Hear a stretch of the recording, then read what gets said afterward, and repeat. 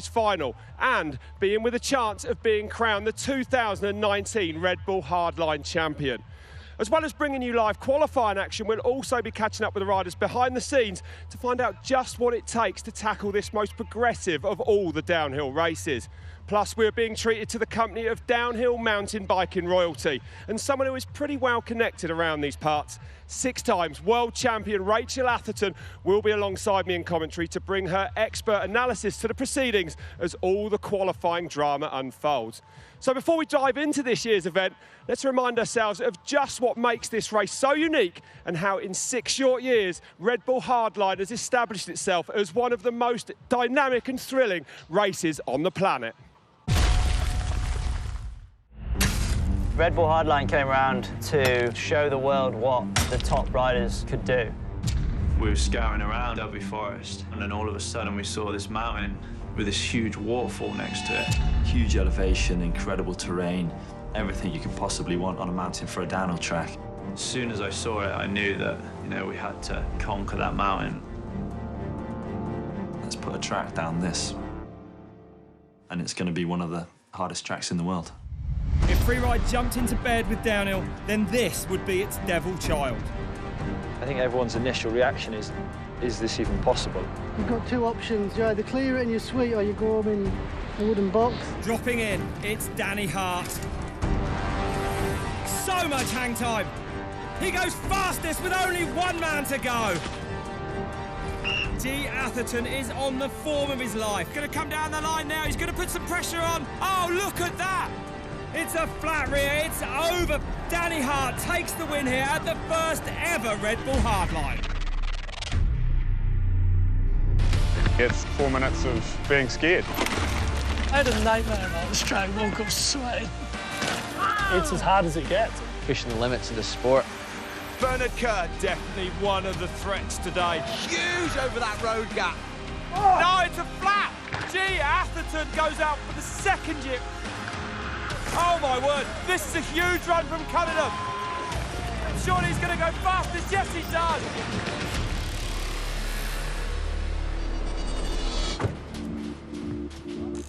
Back in the groove, eh? The camaraderie amongst the riders was probably my favourite thing about the event. Yeah, dude. Nice, man. Oh. It's a massive run from Bernard Kerr here. Here he comes in across the line. It's look at the time! An incredible run. The weather this year is absolutely awful. It's rained a lot, so practice is a wild time right now. This is impossible. The lack of practice time this week has really left this event wide open. He's up by 1.45 then. Craig Evans is on a run. He goes fastest here in Snowdonia. Will it be enough? Brighton. He has got a shot at the title here. He's up by 0.6 of a second. Last few turns. Oh, he goes. Oh, he hits that tree so hard. Craig Evans taking the win. Welcome to Red Bull Hardline 2018. It's no longer about survival. All the top guys are coming this year and it's going to be a race right down to the line. Gee Atherton. Is this the day that he's waiting for?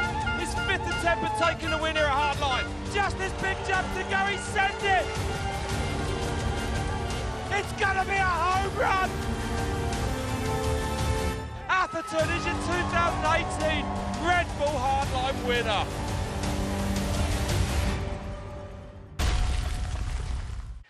If this year is anything like the previous 5, we are in for an absolute treat. Welcome to our commentary booth and welcome to 9 times a British champion, 6 times a world champion, without a doubt, one of the most decorated racers of all time, Rachel Atherton. How are you, Rach? How's the foot injury? How's the snapped Achilles from Leger World Cup earlier this year? The recovery, you got the Beckham boot on, you nearly there, nearly back on a bike? Yeah, I mean, snapped that Achilles tendon midway through the season, really, and yeah, it was a pretty big injury, big surgery, and it's actually been the most straightforward one I've had so far, Has it really? Yeah. That says a lot. The least painful injury I've had, in that moon boot, and I'm just waiting, really. And I just can't wait to get back on the bike. You know, seeing these guys riding, it's really got me buzzing. Absolutely, I can imagine. And you know, you've got like this hill here. This is one of the reasons that you moved to North Wales. You've had a track on there for 15 years. That's the very beginnings of Red Bull Hardline. Finally, last year, we saw an Atherton family member take the win with Gee. Was it an emotional moment for you, for Mum and everyone that was here watching that? Yeah, it really was. You know, Gee's been racing and trying for so many years to get that win, and he's had a lot of punctures, you know, every year after year. And Dan's been on the podium, but for Gee to get that win, you know, it was as special as a World Cup. You know, everyone was here. Mum was literally in tears on the edge. You know, and I think it's just such a gnarly thing to race. You know, to see him get down safely, but to take the win, it was there was a few tears for sure. It was a long time coming. And is the gnarliness of this track, how hard it is? Is that what makes this event so special?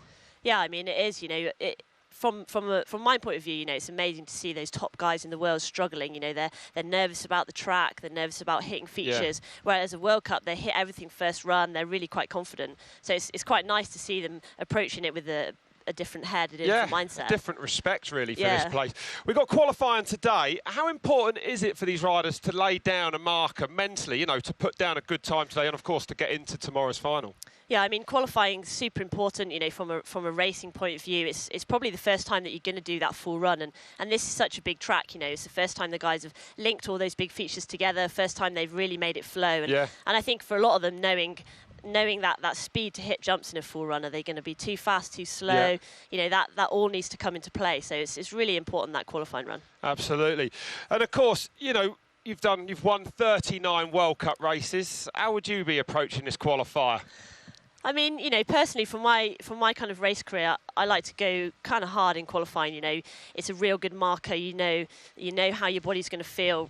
Riding things fatigued is a huge, you know, it's a huge thing. Kaos said it yesterday. Riding that full run, his arms were hurting, you know, knowing that you can hit this big stuff in that fatigued kind of state is really important. Absolutely. We saw that last year in those wet conditions. It gives you confidence, I think, But the track is running absolutely perfect right now. Well, all weekend, our man with a mic, Rick McLaughlin, will be roving around this mountain, and he's already been down at the athlete area as the riders make their final preparations before heading up to the start. Well, one of the guys riding his first Red Bull Hardline is, of course, Jono Jones. And Jono, you had a massive crash in yesterday's practice session. Talk us through that one. I mean, the jumps here are really, really scary. So when everyone's sectioning the course together, we all sort of try and ride them together and get a big hype going. And with that hype often comes big tricks. So everyone starts pulling backflips, no-handers, massive whips. And there's me rolling in thinking, right, I'll have a go at this. I thought I'd be all right. I think I just sat on my tyre a bit. And if you watch the clip, you'll see I just sort of got stuck in the air, tried to get off, managed to get around to my side. So I was actually all right, pretty unscathed. I don't really know how. You seem very cool about it, but this track famously weather affected. We're standing here in bright sunshine. How much has it changed over the course of this week? It's getting a lot better. I think even in the dry, the dirt sort of breaks up under your tyres, and you think, normal dirt, you think I can brake so hard there, and then here it's just lock up the wheel. It's really, really tough. It's a tough track. Every year it seems to throw up new challenges. We've got a new jump this year. Where do you think the key sections are ahead of the first real-time session today? I think the big features, when you're riding, that's all you think about because they're scary. But actually everyone does them at the same sort of speed. You know, a big hip or a big drop, everyone hits them at the same speed. It's the bits between that you don't really think about because they're not as scary. That's where all the time's made up. And I think that's why a lot of the fast racers on the World Cup circuit who aren't scared of the big hits do really, really well here. Well, there you have it then, Red Bull Hardline full of big hits. And if you need any proof of that, here's all you need to know in numbers.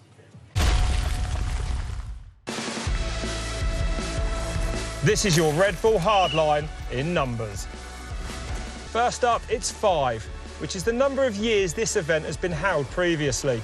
It also happens to be the number of different winners. As yet, no one has ever been victorious here twice. See, we told you it was hard.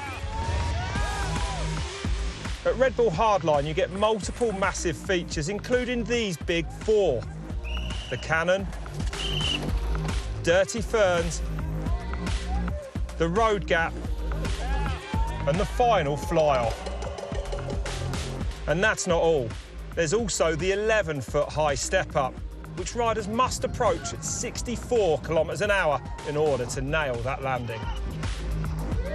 In fact, the features on this course send riders airborne for a total of no less than 15 seconds. Nothing else on the downhill circuit comes close.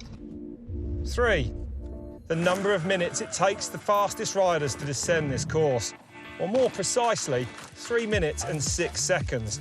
Last year's winning time from Gee Atherton. Can anyone go quicker in 2019? 2, as in 2.3 kilometres, which is the total length of this course from the top to the bottom, traversing technical rocks, woods, berms, and of course, those gigantic jumps. Although not every rider will quite go the full distance.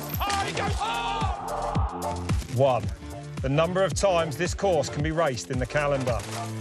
That's right, this is a complete one-off. The riders get one chance only, as the rest of the year it's back to nature for this stunning stretch of the Dyfi Valley. Which brings us to 0, which is the total number of mistakes you can afford to make if you want to get on the top step of that podium to become the Red Bull Hardline champion for 2019. Rach, there's not many tracks on planet Earth that give you 15 seconds with the wheels off the ground in a run, is there? That's the definition of a good track, I think. I think the UCI World Cups is 5 seconds or something on average. It's unbelievable. Pretty impressive. I mean, and the track today, you know, qualifying is right upon us now. Absolutely perfect. Let's have a look then at the qualifiers, the people trying to qualify today, I should say. 20 riders at the top of the mountain. Kade Edwards will be the first rider we'll see, the junior world champion from a year ago. ALEXANDRE, FAYOLLE, he's had some big crashes here in the past. Dave McMillan, Charlie Hatton, riding for you there. Looking forward to seeing him come down. Putting the new bike through its paces, exactly. I think. Harry Molloy, first time for him. Yeah, Joe quite Smith. a few first-timers here this year. Yeah, there really are. Absolutely, there are. Jono Jones, the banker from London. He's had some big crashes already. Hopefully he's not coming down in his suit. Brendan Fairclough, Laurie Greenland, Gee Atherton. That'll give the crowds here something to cheer about. Florent Payet, former bronze medalist at the World Championships. Holy Toledo, it's Johnny Toledo, the Mexican there, number 16. Bernard Kerr, previous winner. And then we go with Braja Vestovic, Cole Lucas and Gayton Vijay, your last 3 down. So, yeah, plenty to look forward to. It's going to be good, I think. Yeah. How's Gee this year? I mean, he's the defending champion. Yeah, he's ready for it, I think. You know, Hardline seems to bring out something in him, you know, it fires him up like the World Cups, you know, don't really. So he's putting it all out there this weekend. Yeah, well, this is kind of probably the one he wants to win. He won it last year. He's defending that crown as well. And yeah, you know. Yeah, and I think there is really something, you know, when the track's hard and gnarly, you bring your A game, you know, you step it up a level and it makes you ride like better almost. OK, well, the first rider is now in the gate. Kade Edwards is at the top there. I think the rider's going to be, there he is. The rider's going to be extremely happy with near perfect conditions today. The track is still a little bit slippery, I'm hearing. Yeah, I think they're saying it's pretty good conditions up there. So, qualifying for Red Bull Hardline 2019 then is underway. Kade Edwards is on track. Junior world champ from last year. Stepping it down straight out the gate. So he definitely knows how to put a race run together. Yeah, he does. That's right. And he knows how to go big as well. 10th here last year, Kade. And without a doubt, you know, he is one of the rowdiest bike riders on planet Earth, isn't he? I mean, the man can do downhill. He could definitely go and do any slope-style event he wanted. Yeah, so good Rampage, to watch. he's there, isn't he? Amazing to watch. Pretty exciting. Still only 19 years old. Broken ankle at the start of the year. Recovered from that. Out the cannon. 55 feet through the air. One of the most daunting jumps on the track. And there's some of that Kade Edwards style over the huge step up. I think it's easier for the riders to throw a bit of style on those big jumps than to just dead sail it. Yeah. You know? They're more comfortable doing something on the jumps. Someone like Kade definitely is, isn't he? Yeah. And here's this big middle section, big open part, really. I mean, massive opportunity, I would say, here. Oh, Edwards goes down, just puts the front over the top of a berm there. No. And he's had a big crash this morning already, you know, so it's drying up, but it's not getting easier by any means. No, that caught him out just like that. Oh, poor Kade. And that's the trouble, you know, you've got these really technical sections between those big jumps where it looks to us like it's easy, they can let up, but it's super technical and they really have to concentrate all the way down. Yeah, exactly that. He didn't do a lot wrong there either. Well, he might be now, we might see... Still going to go faster, and that huge new hip jump. I mean, thousands and thousands of tons of dirt. Yeah, huge jump. That's a new feature for this year. And Did you have to get planning permission for that one? Yeah. You can see it from space, apparently. It's like the Chinese... Going to put a roof and live in it. Yeah. Put a container in it. Through the waterfall's edge, Making set of them jumps. look easy, the jumps, Kade. Well, that, you know, I'd say he's a strong rider in all departments, but the jumps, different line there. Look at that, right up the inside. That was good. Sneaky, wasn't it? Line. I'll just text G, hang on. Yeah, get that info up there. And Kade, a local man as well, isn't live far away, does he? Yeah, not far at all, you know, lives it's probably about an hour over near Revolution Bike Park with his girlfriend Tane, you know, sister, brother Kade. Yeah. Across the huge... Sorry? Kaos, not Kade. Kaos, exactly, yeah. Across that huge road gap. Apparently the easiest jump on the track. And that's the bit where he crashed last year, I think, remember, on those rocks. Was it there yet? Or the year before. Oh, and nice to see these riders carrying so much pace down here. Last year, I mean, it was really difficult with the wet on it. Yeah, one of the biggest hits, that drop we just saw. And now he's going to turn left, and it's just this big final run down here, a little foot off there as well. Pedalling up these takeoff the ride of the same. It's bizarre feeling to do that. Yeah, all the way to the end of it, really. And across that huge 65, nearly 70 feet, over 20 metres in length. And that is the benchmark then, a 3:09.2 the time to beat. He probably lost about 20 seconds or something in that crash. He would have lost, yeah, definitely a good 10, didn't he? But he'll be going for a podium, I think, Kade, this year. You know, he's been here a lot, he's raced a lot at Hardline, and he wants to get that podium spot for sure. Yeah, he's definitely capable of it as well. Madman he is. He is a madman, yeah. He is. That's a very good way of describing him. And there it is, Rach. I mean, looks like he just lost the front a little bit. Yeah, just a bit greasy up there, isn't it? Still a bit wet. So much style on the waterfall's edge. But these jumps, you know, as daunting as they've been in the past, of course they still are, but a lot of riders, especially the ones that have been here in the past, really, you know, dominating the jumps now rather than the other way around. Yeah, they're really loving it, really enjoying themselves. So Matt Walker from New Zealand at the top. Next man to go. Ready to fight this track. He's going to fight it, he said. It is a fight, top to bottom, make no mistake that's all of that. I'm here for. Coverage. It's interesting here that you can hear them before they drop in. Especially as they don't know that we... Yeah. Today, Hey? No, it's just like an enduro. Yeah. Do you reckon he pedalled to the top, did he? Yeah, that's one big difference between this and enduro. There'd be more airtime on this track than the whole enduro season. Yep. He's right about that. Yeah, copy that course. I think G was saying like the total run is like 16 seconds or something of air. 15. It's going up. 15, yeah. Chinese whispers. Just gained a second. To the bottom, it'll be 30. Oh, what? We're going. Well, it depends how big you are. Yeah, you're in. See you guys in a bit, eh? He's off. So it's a laid-back approach to the start. There, it's a bit different to a World Cup start. Yeah, no puking, no vomit. No beeps. But that's why we love Red Bull Hardline. It is a different event completely. Yeah, yeah. In the so many ways. They're much more relaxed approach, I think, until they get to the lips. That's right. Yeah, that's exactly it. So here's the rock drop. Nice to see that landing's been improved this year, because it's been, you know, seeing riders land so heavy and bounce. It's a bit of a lottery to get around that turn for some of them. Pretty savage, that drop. So, and I think they're saving a bit of energy for these next features now. Down this, towards this cannon. Yeah, bit of the track, that's just within a second of Kade Edwards' time. A lot of punches we've seen there in practice. Just tagging that as well, so maybe it's getting windy, you're not sure. It's a really difficult track to judge, though, isn't it? Sorry, jump to judge there with the wind changing direction and stuff. Yeah, and the riders are speed tucking pretty much up to the lip, you know, as fast as they can go, they're hitting that jump. Oh, high up there. The riders are going to try and stay high on that camber, but it's really committed to do it. Everything trying to drag you down to that stone wall there. We saw a lot of people crashing into that during practice. I wonder if the dirt's getting pulled onto those rocks, making them a bit sort of slippy and... Yeah, that's what I heard, actually. I just saw Flo Paye at the bottom, and he said that. Have you ever gone into a race run as relaxed as Matt, as we saw him at the top there, Rach? And he's up, excuse me, nearly 6 seconds up then because of that crash that we saw Kade Edwards have.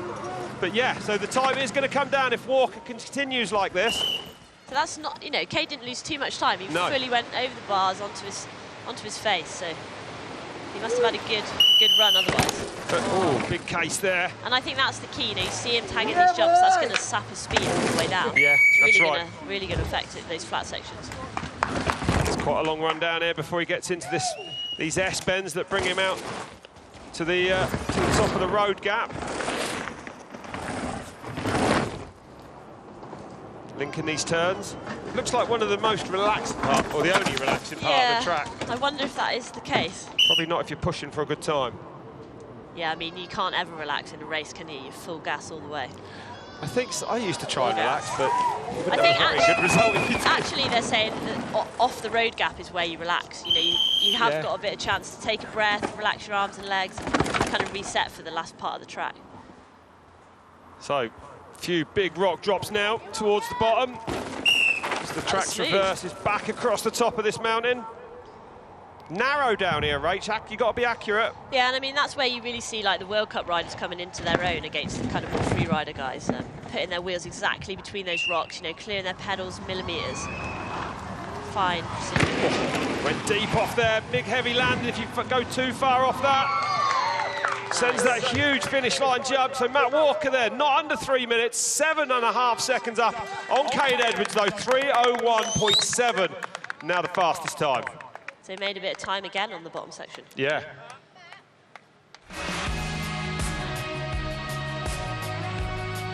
Little short on here, Rach? Yeah, a little bit. He just tagged it for me. But, you know, that's probably not a bad thing because you scrub a little speed on the jump, on the landing like that, and then that's less braking that you physically got to do yourself. So you kind of check in your speed on purpose, maybe. Yeah, that's what I used to do. So you don't have to physically brake as much into that. After that, you don't see it, but it's super steep and technical rock section. So maybe he'd say he did it on purpose. Yeah, well, yeah, you might do as well. I mean, you're right. You use the track to slow you down and not your brakes.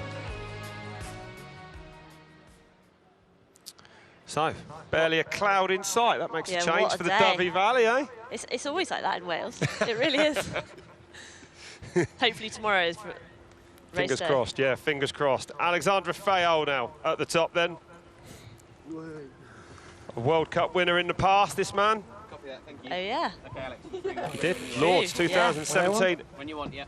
And he's been to Hardline a good number of years. He has, yeah, and he's had some big knocks here, actually airlifted off this mountain in 2016 after crashing on that big step up. Hard out the gate there, man. There's not many tracks where you get into it this quick, is there? Yeah, full out the gate, straight onto the brakes and into the technical stuff. No room to get rid of your nervous energy, nowhere to kind of sprint, lay the power down and chill. Yeah, exactly. It's nice to have a nice couple of easy turns just to find yourself in a bit, but none of that here. Pedaling in that section. Yeah, he's been looking really good in practice, I thought, FAYOLLE, especially in that more natural section after this big step up. And he's up by 3.6, so FAYOLLE showing his World Cup speed here for us today. Over there, nice and clean. That's the big jump where he had that crash, and I was actually there, and it was pretty horrific, yeah. So fair play to him coming back, you know, super impressive to see him coming back the next year, and again, tackling it. Yeah, he got 10th in 2017, a couple of crashes actually, and 5th last year, so... nice. Bit of a Scandi flick. Carrying good speed out here, though. The rock's dry, difficult to get up on those in the wet. How hard is it, Rach, on this track? You know, we've got these really technical sections, and then you've got these massive jumps and high-speed features. What's it like to go from one speed to another? Does it make the flow of a track hard? Nearly 5 seconds into the green for FAYOLLE. It's a good run. Yeah, I mean, it does. It's hard it's almost a track of two halves, really, you know, and it's super hard to set your bike up for those big jumps. You want it hard for the suspension, the tyres for the big stuff, but you want it soft and pliable for the technical route section. So it's really a fine balance. Perfect through there as well. Yeah, it looks really good. And it's nice that you can see, like, Hardline lets those riders showcase what they can do. Not at a World Cup, you know, we're seeing people doing all the tricks and flips. Yeah. You don't know they can do it. It's no, cool. That's right. That's really right. Impressive. They let their hair down a bit here. Yeah, this man last year bent his bars at the top off that first rock drop. I would have said to an unrideable degree, carried on, they kept bending. By the time he crossed the finish line, it was like a Tour de France bike with gears, yeah, honestly. He's not scared, this man, not at all. Teammates with Mick Hanna. Getting their first overall World Cup for the Polygon bike this year with Tracy. Brilliant, yeah, that's right, really cool. yeah. It's an Indonesian bike company, isn't it? Good clean down there as well. Yeah, he's looking really clean and very precise, and, you know, knows what he's doing. And 4.7. So just dropping a tenth or two, nothing to worry about. Oh, perfect there, I would say, as well. Incredible how they gauge that with that blind. You know, it's completely blind all the way up to the end of that log. So this is the new fastest time, sub 3 minutes, 3.9 into the green then, 2:57 for Alexandre Fayolle. That was a pretty perfect run, really. You know, got everything pretty dead on. First real-time run we've seen under 3 minutes here, I think, at Hardline. Look at this big hip, it's insane. Oh. There's 5 of you, 15 seconds in the air right there. Yeah, the riders are saying there's not much, you know, you can't scrub it, you can't hold it low, you've just got to go with it, boost off and sort of have that hang time waiting in the air to land. Huge finish jump. What is it, 60, 70 foot? It's, yeah, 65 feet. I mean, when you land that far down it, you're going 75 feet, aren't you? Ridiculous. Yeah, 60 foot on a case then. 70 on a good jump. That's right. Kaos Seagrave will be the next man. 17 riders left to go, including this one, and Kaos Seagrave not hanging around, dropping straight in then. Exciting rider, another rider, incredible with his wheels off the ground. I feel like Kaos could get a podium, you know, he could be really a contender if he has a good run, if he puts it together. Yeah. He's such a good rider, but the race runs don't really come together for him for some reason. No, that's right. But he's such a talented rider. It depends whether he can stop himself backflip and everything, I think, whether we'll see a good time out of him or not. What do you reckon? Is he going to trick anything or not? Probably. I hope so, yeah. I think he probably is, yep. First backflip at the World Cup, him and Brendan last week. Within a second then at split one of Alexandre Fayolle, so very respectable. Another man lives about an hour down the road. Yeah, riding a lot of Revolution bike parks, so good big jumps there to hit, real comfortable in the air. He's been out to Loose Fest, has he, with Kade? I think so, yeah, that's right. So the big jumps, they'll be used to them now. Yeah, super comfortable on those. And you can see it, you know, they love it. They're just having so much fun. And look how good he was across there. That's incredibly technical. Seagrave really making light work of it. He did mention he was struggling with his arms a little bit by this point yesterday, but, you know, I think a lot of that's the nerves, you know, the tension, you're really holding yourself kind of stiff, if you like. So you've got to really relax and go with the track. A couple of rocks there at the end of that straight that are so tied together. Still in touch though, less than 2 seconds back then. The Kaos Seagrave, good run. And he's thankful of that huge landing. Look how wide it is. Did you expect a load of people to turn up on 450 motocross bikes? It's like it's like they got carried away. Landing. Course builders got carried away. Honestly, it's huge. And you know, the big team have been working so hard on these new features, you know, really putting the effort in the last few weeks. The riders are giving them a lot of feedback. You know, the riders are saying, "I'll shave the lip off here." You know, take it, and that's what it's about. They're really all working together. And they did a bit of work, haven't they, just this week on that jump there? Yeah, so exactly. that's right. It's nice that, you know, everyone at Red Bull Hardline, everyone's in it together. Yeah. It's like the track builders at World Cup. They might be like, "No, this is what you're racing," but here they listen to the riders, and everyone just try and keep everyone happy and chilled and it makes it comfortable. a better track to race, really, a better track to ride. That's right. Why not? Maybe they should have put a ladder down here. A ramp. Yeah. Or a mattress or something. Don't know if that'd help you. It's about 55 feet across, that is. So again, nearly 20 metres diagonally across that road gap. It is absolutely on another level to anything you see on any other racetrack on Earth. It is massive. All these things are massive. And if they look big on the TV, you know they're big in real life. Absolutely huge. That's right, yeah. When you walk down it, it's really scary. 4.2 back then. So that would see him go third at the moment, just ahead of Kade Edwards, behind Alexandre Fayolle and Matt Walker. Incredible now. Last year we saw the riders sprinting for this, not pedalling this year, Rach. Yeah, must have dried up a lot. Huge on that last jump. Carrying so much speed. So into third place goes Kaos Seagrave, 4.5 back. Nice kit though, looking sharp. It does look good, doesn't it? Yeah. You can be happy enough with that, I think. Maybe it's the wind, or maybe they're just a bit hesitant to overshoot this big ramp, you know, because they're all tagging it a little bit. Yeah. So. Probably better to come up short than over jump it, though. It'd be horrible to come up long on it. Yeah, and I think that the riders maybe have seen John O'Jones overshooting it, yesterday. He's put the fear in everyone. Yeah. But I think, you know, it's a lot of the riders' first runs that they've done, the first full run they've done, so it takes a little bit of gauging, and that's why qualifying is so important, you know. You kind of, it's really a test for the main event tomorrow. So there's the Dyfi Valley. You're lucky enough to live up here, Rach, and here is Dave McMillan, one of the Van Zacks. All the way from Australia, this man, from Canberra in Australia. Rides down that first big drop, didn't send it, picks it up off the second one. Dave is an incredibly stylish rider, isn't he? Yeah, you know, and he actually said one of his weaknesses is putting a full run together, so, you know, we'll see. He's done a lot of World Cup racing in the past. Yeah, yeah, and it's nice that they get to have a bit of fun, you know. It's not as much pressure as the World Cup, maybe. No. Still pretty wet in the trees there, you can hear it. And things get a lot faster. Yeah! Oh, 3.8 back then. It must feel incredible coming up to those big jumps. And we've got... Nice. Oh, my goodness. Well, there's some of that style. And actually, you can see the windsock there, Rach. It's a tailwind, so that's probably why we're seeing riders come up short. I imagine that... Would it not help? Well, it would, but perhaps they're braking because they feel like they're going too fast. Yeah, maybe. Yeah, you know, if if it's a headwind, you know you've got to go at it. And he went big, didn't he? Yeah. He went far. So clean off that horrible drop there, a little bit further up.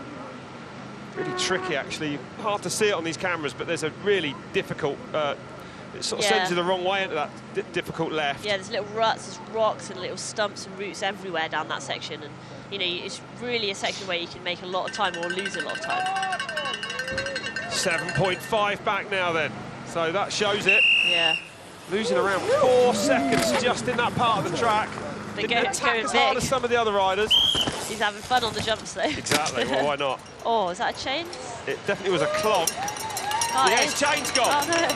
His chain is hanging off. Nasty. Well, let's hope he doesn't get caught up in anything. Oh, and I think he's had to stop there. The other chain, it locked the back wheel off that jump then, which is never a good thing. He's going to try and free it now, but this won't help him get a qualifying spot. No. What a shame. I mean, the bikes are taking a hammering, they really are. Yeah. Taking an absolute beating. Well, he's unlucky it hasn't just cleared off that.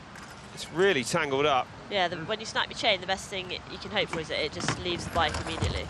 I'm going to say, Rach, that no, how's he going to? He won't be able to do this last straight. I don't think you need to pedal up that, and I wonder that big if log. He's probably thinking it through now, you know, thinking, am I going to be able to do it? Am I going to be able to carry that speed? Yeah. And I don't know, I think you're in that race, you're in that mindset. I think he'll do it. He'll get the speed tuck on, he'll pump, he'll get the speed. He might go for it. Or he'll case the absolute hell out there. The bike will be feeling nice with no chain, that's for sure. The suspension works so much better. Completely different. Well, it caught you out in Fort William, didn't it? When your chain snapped up there last year, wasn't it? Yeah, it was last year, and you went over the bars further down. Yeah, it just works so differently, and you're not used to it, you know, you're not used to it at all, so see how he gets off this big flat drop.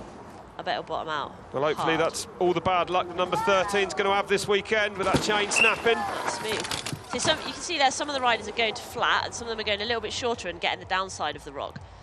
I'm not sure McMillan's going to be able to tackle this now, this big, it's such a long... Yeah, he's got it. You reckon? Yeah. But it's uphill, this takeoff for so long. He's looking, he's having a go. Go on, Dave. Oh, and he does it. Well done. Incredible. Oh, no. Not a pedal. He's going quick enough for that if he's done that first one. So McMillan down chainless. Great ride. 40 seconds into the red. That doesn't matter. 5th place for him. Nailed it with no chain, those jumps. That's wild, isn't it? Yeah. But you're in that mindset of racing and, you know, unless you're literally off the bike, nothing's going to stop you. And he almost was off the bike here.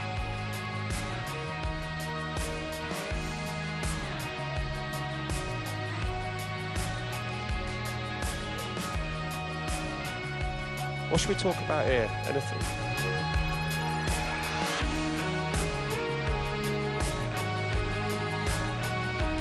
Down in the air.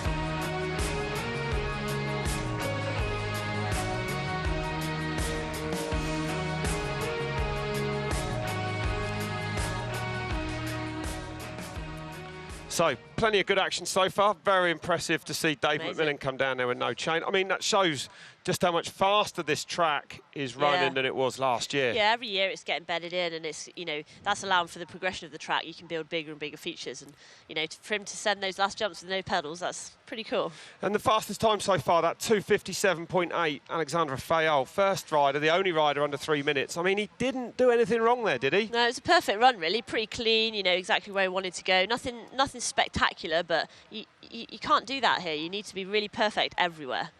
And that's what he was. Let's have a look at that chain snapping then from Dave McMillan. There it is at the bottom safely.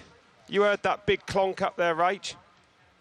Yeah, at least he was. At least it didn't affect him on the jumps. You know, it didn't. Well, it did lock the back wheel up. I mean, it was it's gnarly, isn't it? Have you had it where your chains come off and you're thinking about it, or if the derailleur goes in the wheel? It just, yeah, that's the thought at Fort William when I snapped my chain at the World Cup. You know, you think, well, I'm just going to carry on until your derailleur does go in your wheel, because you think that's what's going to happen. So fair play to him, sending all those those jumps. That's right. We've still got 15 riders at the top. Very soon, the next riders will be taken at the start gate, hoping to put down a successful qualifying run, including some riders who know exactly what it takes to win here. Earlier this week, I caught up with two previous winners, Gee Atherton and Bernard Kerr, to find out how it feels to stand on the top step of the podium, where they keep that trophy, and what exactly champions eat for breakfast. I'm in the real presence of Red Bull Hardline royalty here. Two previous winners, and this is the breakfast of champions. All right, lads. Yo. What's it mean to win Red Bull Hardline? I think there's a level of like intrigue about it. You know, you get quite good riders at World Cups, you know, asking you like, how was it? You know, what was it like? What's it like to go there? Is a race run similar to a World Cup? You know, there's that kind of, I think it carries a little bit of mystery, you know, like what it takes to get down hardline. And for you, Bernard, what was it like for you to win, without a doubt, the sport's most progressive downhill race? Pretty rad. Like, I got 5th at Worlds the week before and then won this after, and everyone just talked to me about Red Bull Hardline. No one cared about my Worlds result after this. No, honestly, no one cared about the Worlds result. Like, the Red Bull Hardline win for me was much bigger, and I saw that with the general public as well as everyone in the bike industry. It's extreme, isn't it? I mean, it's the real cutting edge of what bikes and riders. And everyone talks to you about it, like everyone on the World Cup circuit, not just the normal fans, like Gee said before, the other riders at World Cups, it's like mysterious to them. What's it like? How is it? Should we do it? Well, yeah, they're curious. It's really cool. Like, we get to talk to the other best riders in the world about a mountain biking event we won. So it feels pretty unreal for that as well. You know, some of you riders that have been here before help some of the riders that haven't been here before. What advice do you give to those new riders at those points? I think that kind of that feeling when we're all riding together is, you know, my favourite thing about the event, because the riders are all there, like hanging out together. It's a bit of a jam going on. You know, you're working way down the track. The guys that have been here before are helping out the new guys, and you know, you see that fear on some of the new guys' faces, you know, before they've hit it. And then the buzz they get afterwards when they've followed someone through. You know, that's quite cool to see. So, you know, someone new coming up to the event, I think they just need to be ready to kind of commit themselves to it. A lot of people, Gee probably does know, but look up to Gee, and it's rad. Like, none of us at a World Cup are going to go and ride with Gee. Either he's probably not going to help us, we're not going to help him. No, that's right. We're all against each other. My first year at Hardline, it was rad. Gee's trying to help us all down this track and through these jumps and through these lines. You needed it. Which, well, we did need it though, but it was weird, you know, like to have Gee help us, and we're like, normally he's off trying to win a World Cup. Well, yeah, do you help him really win the cool. World Cup? Oh, well, no, he slows me down. He gets him away. I don't think he would. And he would not. No, but it is cool, and I think even now, like a lot of the younger riders, for me now to help them is really cool. Like Gee helps everyone, we all help each other, and it's very different from a normal race. Where'd you keep your trophies? Mine are in my kitchen. Gee's lost his. I haven't actually. I've actually, and it shows, you know, how I do look at the event. I've got a trophy cabinet at home, and it is bang middle, right in the centre, you know, with World Champs and World Cups off to the side. So, you know, it shows what it means to me. Yeah, and you know, I'm sat here with two past winners. Which one of you two this year probably is going to be the first repeat winner of Red Bull Hardline? I'd like to for sure. Like, I'm sure he wants to too. Yeah, I know. The only thing I do know is that we both will be going hard at it this weekend. Trying as hard as possible for course, sure. I'm keen for it. Right, lads, enjoy your breakfast and good luck for the weekend. Cheers, mate. Well, that was certainly fun. Matt Walker joins us. He's just come down, sitting in second place at the moment. Great run. What's it like today up there? Today you couldn't really ask for better conditions. There's a little bit of wind out there. The course in the open's drying massively. The rocks are getting grippy. A little bit of slop in the top woods. Yeah. But yeah, it's you couldn't really get much better at the moment. So. And how did you approach this qualifier? Because I mean, tomorrow is the one that counts, really. Yeah, literally just wanted to get down in this run. First full run ever. So yeah, just literally started at the top. Just thought, chill, ride the track how you know to ride it, and then just see how it goes. Take each hit one at a time. Yeah. How different is it in a full run, you know, hitting those jumps kind of like one after another? It's almost a good thing because it just keeps you rolling, and it more stops. flow. Yeah, you stop thinking about each section so much, and you just ride, which is a good thing because Relaxes you can easily just sit at the top. The jumps look so intimidating. Sometimes you're like, I don't want to drop in. I just want to stay up there, like stay safe. But when you have to get to the bottom and you have to ride the section, you're just like, well, there's only one way to do it, and that's just to ride it. Yeah, you got to do it. I mean, you've raced a lot of Enduro World Series, a lot of World Cups. Technically and for difficulty, how does this track, Hardline track, compare to even the most difficult of the World Cups? Worst of the worst. Well, not worst of the worst. Best of the best. Best of the best, yeah. It's the most technical, like demanding back to back, rather than there might be one section on a World Cup track that you're like, oh, I'm so scared of this. And that's the only section you're worried about. Here it's like one section, then you lead into the next section, into the next jump, into the next section. So it's just the way that it's just the whole track comes together as one gnarly ball. You're kind of like, there's no let up, is there? No, exactly. Is there anywhere that you can take a bit of a breather, you know, and think, right, reset? When you're in the air. That's pretty much it. Yeah, even then you're just worried about the landing. 15 seconds though, that's quite a break. Yeah. Are you going to stick around with us for the next run? Oh, I would love to. Yeah, stick around. We'll keep Matt in here a minute. We're going to go back to the top now, where Charlie Hatton is in the gate. There he is. Charlie. On one of your bikes, Rach. Fantastic bike, that is. Lovely bike, look at that. Best looking bike out there. Hey, chill everyone, chill. But yeah, so Charlie Hatton now on track then, 21 years old, from the Forest of Dean, south of here. Sending it off that little setup. That's big out that first turn. What's it like, Matt, to do that out there? I did it my first time in my race round then. So did you? Yeah, I was just like, wow, I just go. You'd never have known, mate. You'd never have known. Hey, smooth. Sorry, you're going to get a wasp stinging you. Yeah, super slick in here at the moment. So you're kind of just aiming at this rut in that turn and hoping to carry some speed around it. And what's this like? You turn left and it's like all out, isn't it, down It's still quite slick through there, so you are sort of having to take it a bit cautious, and then once you line up the cannon, you just let go and pedal. Charlie Hatton less than a second off. Fastest time at the moment, ALEXANDRE FAYOLLE, 2:57. Good time, sub 3 minutes, impressive, isn't it? I'd say so. He's one of the riders I'm picking for a good result here this weekend. He's just been looking so good through practice, and yeah, super smooth, super confident on the jumps. Liking what he's doing. Yeah. And he's, you know, he's your teammate, Rach. I mean, third here last year. He's capable of taking the win, isn't he? Was he third? He was third last year. Look at that, eh? You should have to get the old Atherton marking department on that one. He's good, Charlie. You know, he's quiet, he's pretty chilled, and then he comes out like all guns blazing in the racing, and that's what I like to see. There he is. 1.2 into the green then. So really pulling some time up in that open section. And goes massive over there. So is the wind affecting you on that jump at all or not? A little bit. It's more the step down coming in where there's quite a crosswind, but then it's super hard to judge that jump because you're not very consistent with your speed around the turn, and then the lip is so steep. Yeah, but you just have to go with it and boost it. Yeah, exactly. You can't scrub it or anything. Nah. You kind of, the only time you figure out where that jump's sending you is once you're off the lip, and by then it's kind of a bit too late. It's too late. What's that new hip like, that new massive behemoth jump? Super intimidating, but it's actually pretty chill. Is it really? Yeah, the lift just sends you to the moon, but once you're up there, you're up there. And there's nothing you can really do to scrub it or have less air time. You literally just for the ride ride off it, yeah. I think that's the fastest we've seen anyone ride the rocks so far from Charlie. That's why he's really kind of aggressive. That's why I'm picking him as one of my top riders this week. Yeah. And I saw a bit of dust. Well, he could dust in Wales at Hardline. Come on. Another record broken perhaps this year then, a dry one. It's been a while. 2016 was the last one. It looks horrible, that does. What's it like on the top of there before you drop off? Is it awkward or is it quite easy? Yeah, the running into that one's a bit funny. There's a rock just right where you don't want it to be. But 2.2 up then, Hatton looking like he's going to set the fastest time of the day. Yep. Good call, Matt. Yeah, good call. He was looking good through practice, so. Yeah. But that suspension works so well on that bike. So Hatton then down to the line. Is it going to be the fastest time so far? It is. Well, 2.4 up then, 2:55.3 from Charlie Hatton. Nice run, Charlie. Could be one of the fastest today, I think. Yeah, that's right. Impressive how quick these riders are getting down. Less than 3 minutes. And you can see the wind slot going wild on the way in, so it is a bit windy out there. And is it easier, Matt, to do on these jumps, to have a bit of a play and have a bit of sort of, you know, a bit of a tweak? You definitely don't want to be keeping it straight. Just seems to, you feel a bit off.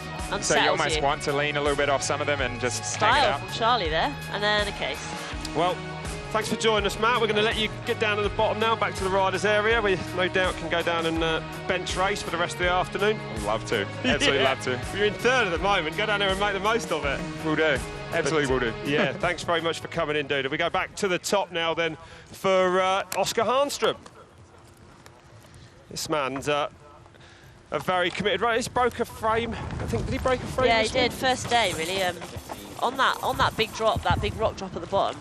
So he just landed that heavy, and he got a new frame shipped to him straight away, and that evening built up a new frame. So Hardline strikes again. From Sweden, this man. High line into the trees there. Does well to stay up there. Really slippery, that bedrock, isn't it?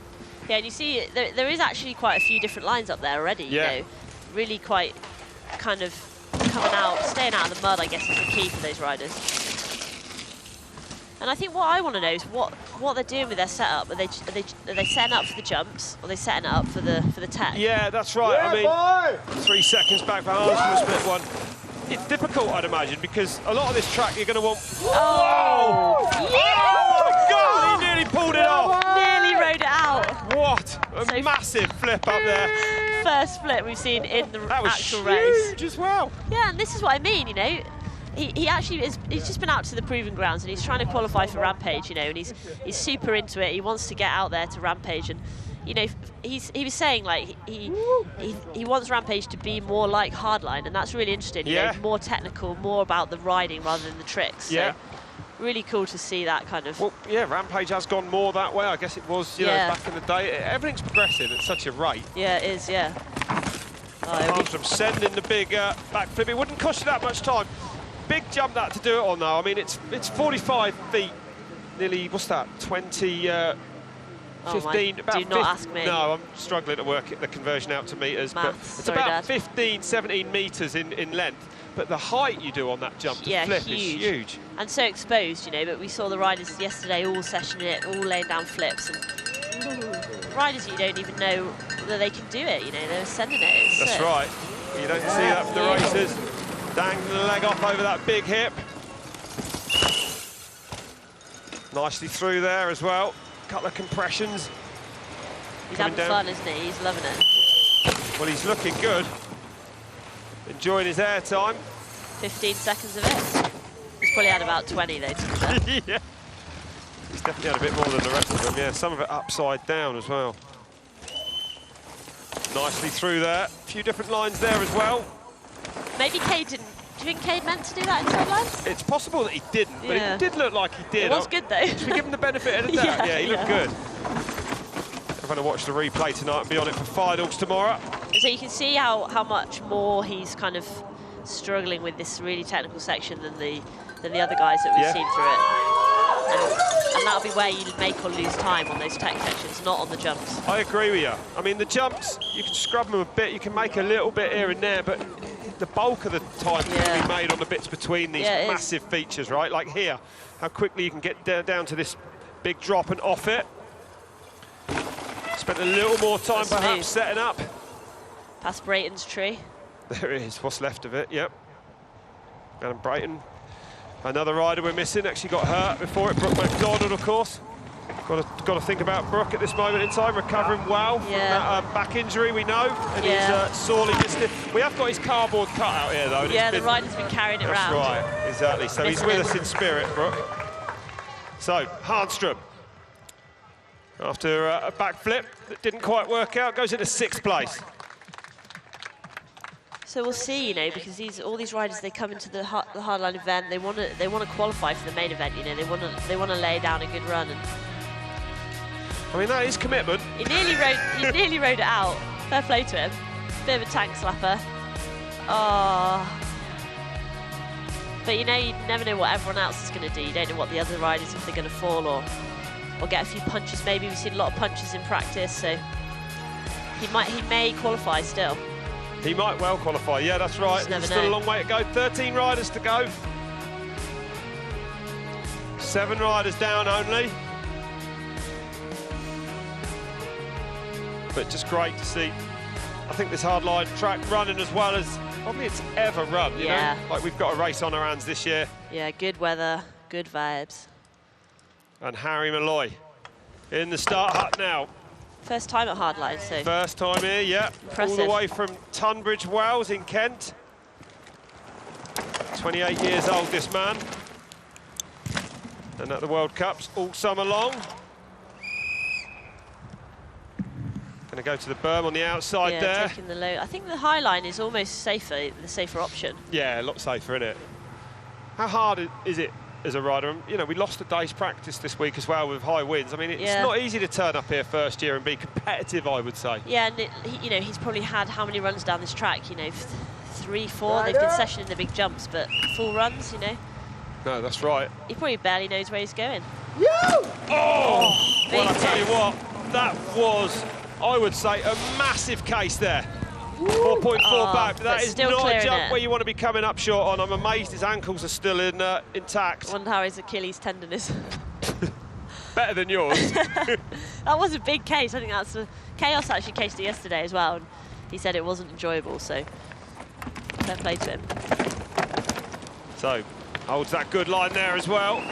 And that's the thing about hardline, you know, at World Cups you don't really get those big jumps that are pushing the riders, and because it's a race, you've just got to switch, you know, keep going, wipe your mind fresh and start again. Yeah.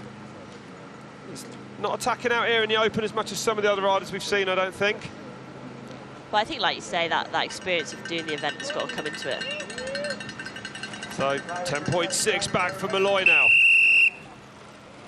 Nice. Beautiful jump, that is. And another rider that's always riding at Revolution Bike Park, you know, sending that 50-to-1 line, the new vision line from Vero Sandler, and that gives them the confidence to do these big jumps at these events. So. Have you ever been to Penzhurst Off-Road Centre? I have, indeed, to Port. That is where this man cut his teeth. Rode there since he was 5 years old.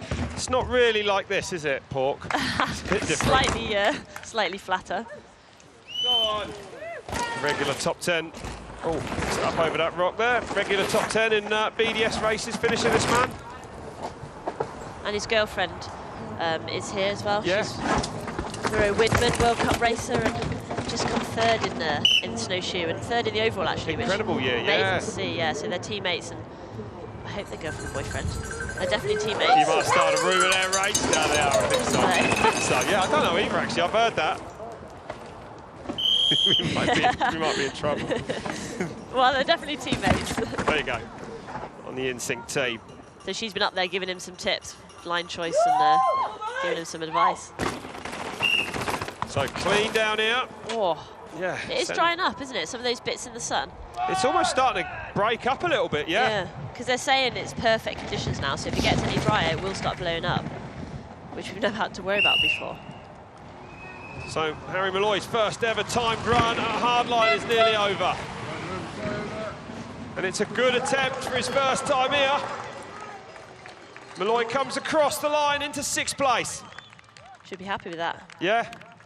You know, when we look back at the past here and riders saying they just want to get down this thing, you know, remember, it's his first time here. It's a big undertaking. Look at the size of these jumps. We've seen a lot of riders, you know, they come out, they do the practice, and then they were opting out of not doing the actual race. You know, they're not really confident. So, you know, fair play to Harry coming out and sending it first year and doing that full run, doing that qualifying run. Hopefully he gets into the main event for tomorrow. And now he knows what it's like. He knows how it feels to do that full run. He knows how his ankles are feeling. He can step it up for tomorrow. So Molloy safely across the line.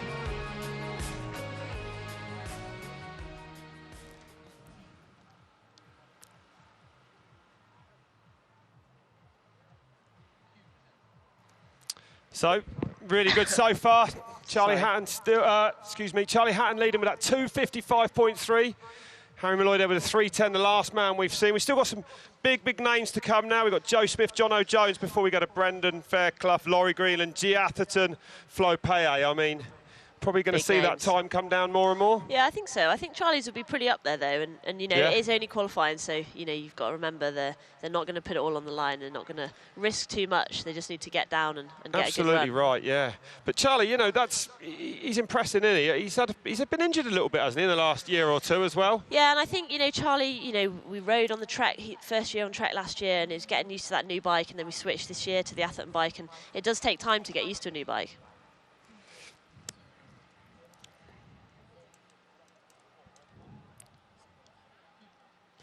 So, beautiful day here in the Dyfi Valley. Red Bull Hardline 2019 qualifying is underway. We've had about 8 riders down so far, still 12 left at the top. But conditions really don't get any better than this up here in Snowdonia. Joe Smith now at the top then. Local rider. Lives about an hour away. Going pretty big up there, Joe. And a real hardline veteran.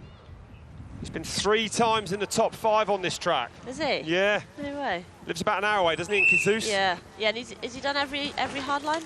Yeah. He was 4th in 14, 2nd in 2015, 8th in 2016. I believe he missed 2017. He had to have surgery. Oh, yeah. And then... yeah, boy! Nice. Oh, and he's up by nearly 2 seconds then. So Joe Smith showing his credentials here in North Wales. The Ginger Ninja on track. And this, he might excel out here in the Open. Yeah, I think so. I think he'll pull. Well, to be fair, against Charlie, maybe it'll be be pretty close, I think. But again, you can see those kind of the World Cup racers.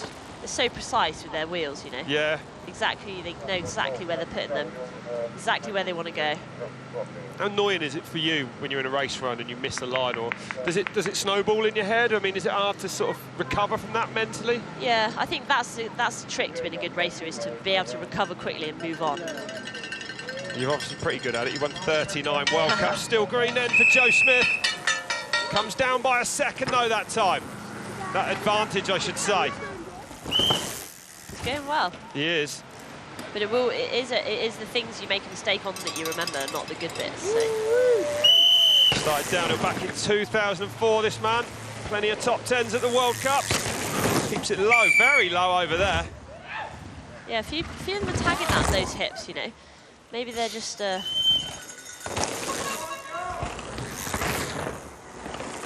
25th in the Lens Higher World Cup at the end of this year. But he can struggle sometimes, Joe, with a longer, more physical track with his arms, he's told me. Yeah. I mean, this certainly ticks that box. There's not many tracks that will be more physical upper body than this one, I don't think. Yeah, I wonder how they must be pretty fatigued by this point, you know, halfway down the track. It's hit some big features already and plenty more still to come, so they'll have to be doing the breathing. I think it's these big compressions, isn't it? Yeah. Like these landings. Yeah, it's those impacts, you know, yeah. It really beats the body up. This is a big one he's about to do right now. And he landed that pretty smoothly. Smooth, yeah. Yeah, he's carrying good speed. As we say, you know, it's got to be difficult to set the bike up because you don't want it bottoming out. And now he goes red by just 5 thousandths then. So almost neck and neck with Hatton at the moment. Well, he's going well though, isn't he? He's attacking. Aggressive onto this last straight. No pedals from Joe either, so that's interesting. None of these riders pedalling this year. They don't need to. He's carrying so much speed. He's going to go second. Oh, 700ths into the red then for Joe Smith. Nice. 2 riders now on to 255 at the bottom. Perfect over there. Yeah, he landed that perfect, didn't he? Huge over that jump. Has this jump got a name, or is it? The Waterfall's Edge. Is it? It's the second part of the first part of the Waterfall's Edge, that one. And then super low on the second part, just tagging it a bit. Well, a man who deals money every day of the week. The banker from London. And a man really that's had probably the biggest crashes so far this week. A failed backflip attempt, you'd have to say. Saw him searching for the ground like a cat. Huge crashes, yeah. He did well to survive that. Them. Really, just, you know, he was totally unscathed. And he went back up to try it again and over-jumped it by a massive amount and had another big crash. So it's pretty cool to see him doing his run. But this is Jono Jones's first. Oh, he's had a problem. Oh dear, not a good place. He's still going to go for it. I guess it is still pretty wet in those woods, you know, the sun's dried up outside, but in those woods it's pretty wet. Now he's coming down towards this big, massive step up where he had that backflip. Went wrong yesterday. He actually over-jumped it as well and had to get off. Big tailwind up there now. You can see that windsock blowing in the wind. And it must play on your mind, you know, hitting these jumps where you've had huge crashes the day before. It must be there in the back of your mind. Brother of Matt Jones, another mistake out there for Jono. Keeps it going though. Well, good riding now. It looked like he got right offline. Yeah, really offline. And I think we're not seeing the most, you know, all the obstacles in there. There's so many rocks and roots on the ground. Yeah, that's right, absolutely. It's really steep as well. That's the one thing you don't get. It's so steep. It's so exposed. But yeah, Matt Jones as well, his brother's here, his twin brother, the star of slopestyle events all over the globe, turned up on a bike with no suspension and one brake. I mean, ideal for hardline. Well, for all we know, this could be Matt. Yeah, it's true actually. They look they look exactly the same. 16 seconds back then for Jono Jones. I feel like it is getting windier up there, you know, on those jumps. They're really exposed. And I believe he works in risk assessment. I wonder what kind of risk assessment he gave himself for this event. Did he take any insurance out on himself? You know, maybe that's why he tried the flip. The stock exchange could crash if he goes down hard here, that's the rumour. Dow Jones has been on. He's got to be back at work on Monday, so he's got to make it down. Yeah, he's got to. If his bosses are watching and knew what he was doing on the weekend, there'd be trouble. Has he got a puncher, maybe? Let's have a look. He's getting a bit wild, a bit squirmy. I think no, looks good. Yeah. Sounded like he did there, though. That was good up until that point through those rocks. Yeah, it came down there, though. If you come down there, it's hard to stop. It's steep again. But, you know, he's pretty beat up, Jono, that's for sure. Yeah, he's taking some big hits.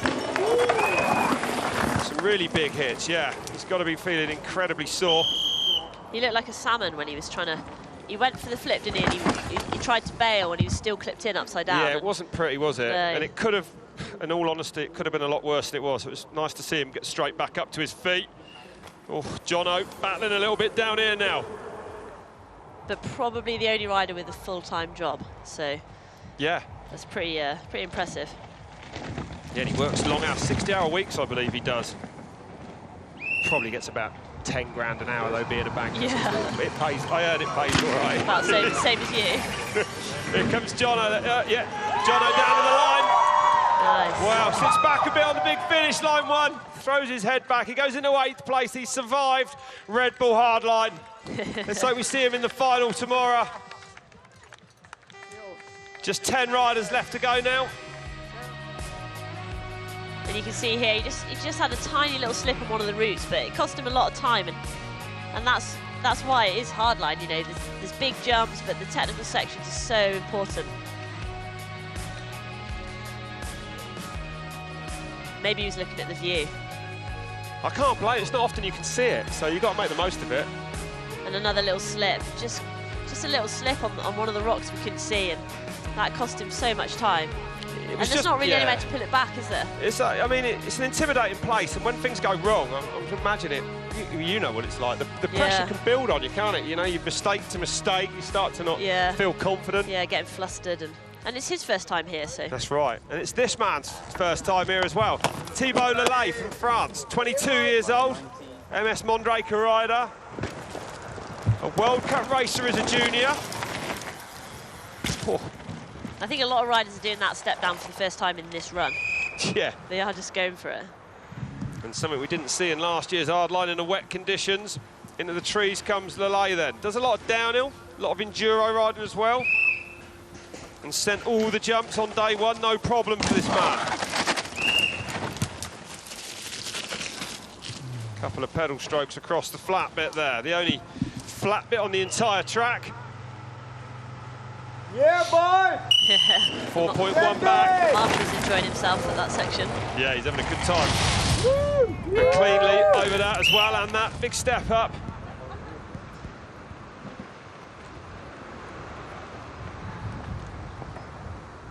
Into this really difficult drop here, Rach, just there. Big drop into that tight corner. Yeah, it doesn't look much, does it? Yeah. Well, it doesn't look much, and I've not ever done that drop. Never ridden fast it. across there though from Lele. I think it's, you know, if things look hard on TV, you can see him slow, you can see him figuring it out, technical. That means it's super, super difficult to actually ride it. But really when you walk this, and, you know, it is littered with rocks and tree roots and stumps. I mean, it is. If you do put a wheel even slightly out of line, there's a very good chance it's going to take you down. Into the waterfall. Yeah, nearly 10 seconds back at split. Yeah, into the waterfall. It's that second split. Oh, he goes massive over there. Oh. Huge, that jump. Bit of a slapper. But not seeing too many riders, you know, in the past we've seen a lot of riders hitting their heads on their stems. And they're seeming to get it a bit easier. And we've seen riders in the trees on that jump. He was pretty close, actually. It's weird, isn't it? That big compression before it. If your body weight's not right on the bike, it's going to take control of you. And I think that's the difference, you know. They're not just big jumps. They're really technical jumps, you know. Yeah. And every lip is different. Every jump is different. So they're really kind of, every jump you're pulling a different way. You're holding it low, you're boosting. And that's hard to process all the way down. They're incredibly technical, that's right. Nice line down there, comes closer to the camera. It's more to the right. Oh, and a problem there. Now, what's happened? Because that is not, well, it's a good place to stop, actually, before you go off there, but it's going to cost him some time now. He's going to have to climb down and around there. There's no easy way down that. Maybe, has he done it before, or has he not done it before? I think he's done it, yeah. I'm thinking he's probably got some sort of technical fault, perhaps. I don't know. Puncher or... Guessing as much as you at the moment, Rach. But the late, well, first rider we've seen really have bought a run today. Oh, shame for him. He was going well. He was going well, yeah. It was a clean run so far. Didn't see any real mistakes. And when you get to that point, there's not really an easy way around that jump. There isn't a chicken line. Not without a rope, no. Yeah. No, that's by far the quickest, most efficient way is off the boardwalk. Just send yourselves nearly 20 metres across it. Well, that is what I wanted to do in the past, is so that I could ride the track. Just normally have a little rope and abseil down the end of the road gap. Lower your bike down yourself, exactly. Yeah. But didn't your track, I mean, you've literally 15 years, you had one of your first tracks here. Yeah, it was so gnarly. Didn't you, this road wasn't here, but you used the entrance into this, didn't you? It does follow the route of your original track. Yeah, through the rocks, pick your way, more to the left the track was. And that's not where Steve Pete broke his finger. Trying to keep up with Gee and Dan, was it, eh? It was at the top where Petey crashed in that first sort of rocky bit where you see him drop off, and yeah, he went home a bit miserable. I'd like to see Steve come and do this track. I think he'd be good at it. What's that, right? Sorry. I'd like to see Petey come and do the track, just ride it, you know, and I think he'd be good at it. Greg didn't fare too well with it, Greg Minnaar last year, did he? Yeah, but it was a miserable day, it was raining, and, you know. That's true enough, yeah, we'll let him off. Bit of a prima donna, no. Sorry, Greg. Sorry, Greg. Although, you know, when you're as good as that, you could probably afford to be. Yeah, right. Hey? So we're just being told it's a flat front tyre for Lele. That's why, well, thank goodness that he... Yeah, you wouldn't... Nah, that would not have been pretty. You wouldn't just risk it with a front flat. No, I don't think you'd risk it with a rear flat, not something of that size, but with a front flat, even riding down really isn't an option. Big crowd up there. Great to see so many people here on a qualifying day. Remember, it is only qualifying day here at Hardline. We'll be live tomorrow with the finals, all tomorrow afternoon. All we need now is some jets to fly around that headland. Impressive. They don't fly on the weekends, do they? Low fly zone it is, so it's amazing to see them. They probably think that about the riders, though, seeing them flying off these. So here's the light. The man at the moment making his way at the bottom with that flat front tyre. Big pull on that massive cannon. We've seen some riders clip that today. That's always a bit worrying for me. If you tag that seriously, yeah, you wouldn't want to fully case it. But it's impressive they get away with so much, you know, and that's testament to the technology these days. The bikes are progressing so fast in technology, so the tracks can follow suit.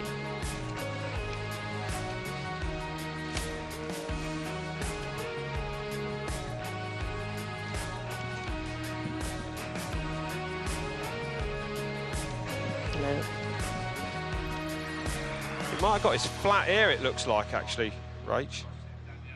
Just on that corner, isn't it? That's what we're, yeah, it could have been there. Thank God he noticed, you know, and didn't just... He noticed and stopped and didn't just carry on and do the gap. Well, there's your top 10 at the moment. 2:55 is the time to beat by Charlie Hatton. A strong time, that. Joe Smith there, right on the same second with him. Just a couple of seconds ahead of ALEXANDRE FAYOLLE. A few seconds back then, Matt Walker, Kaos Seagrave. Jono Jones, we see him get down just recently there with that 3:23.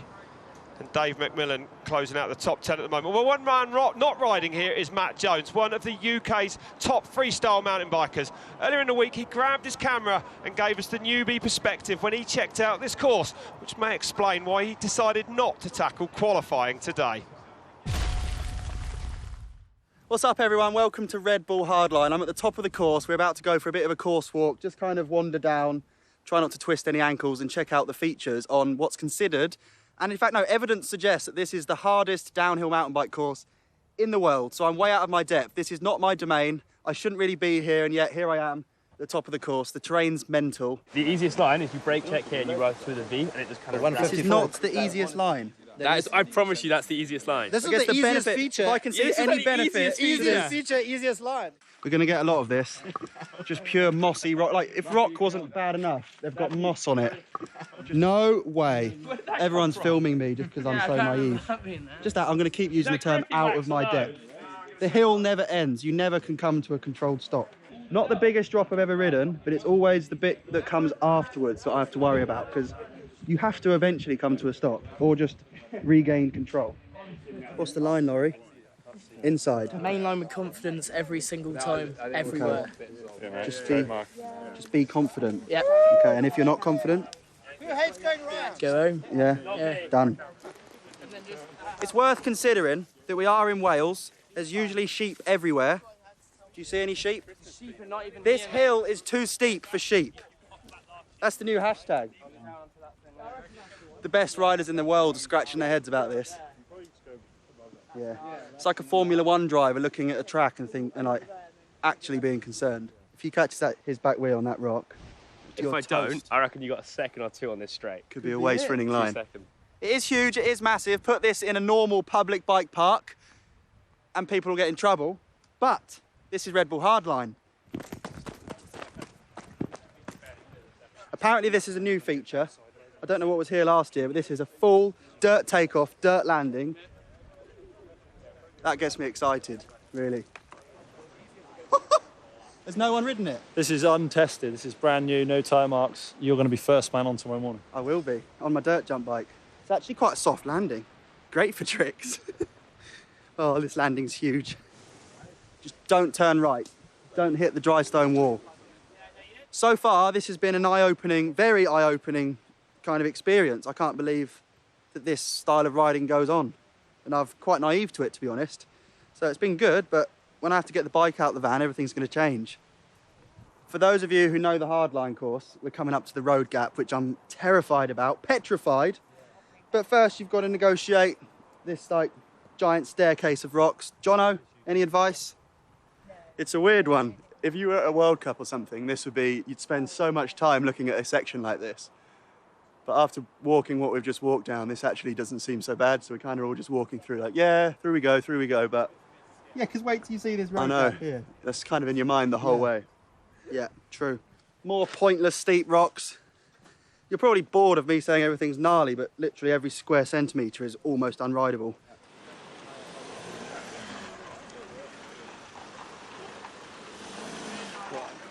That is outrageous.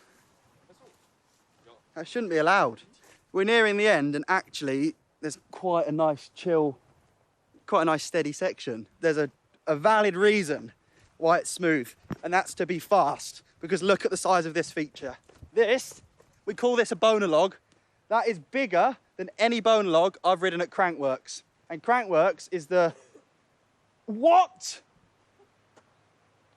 Crankworks is the ultimate pinnacle of slopestyle mountain biking. This is just one of many features of its calibre at Hardline. I don't even know if I'm going to ride, honestly. This has been so overwhelming for me. I'm used to like analysing a jump on its own and thinking about tricks. Not this much in a row, not back to back.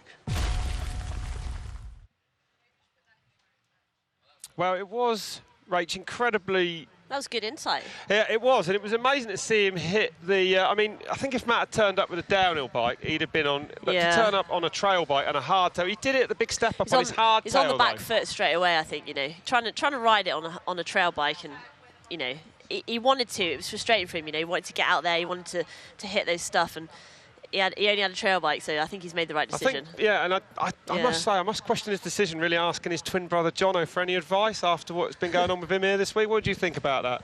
Huh? Well, I think I'm only joking, of course. Matt is one of the most incredible slopestyle riders on the planet, and if he says this is big, then... Yeah, no, he said he didn't realise this kind of riding went on, you know, he was really kind of blown away by it, so that kind of proves that it's hardline. Absolutely, Red Bull Hardline delivering again. Yeah, 2019, we've got 10 riders left at the top now. And some big names coming up in just a few seconds' time. One of the most stylish riders.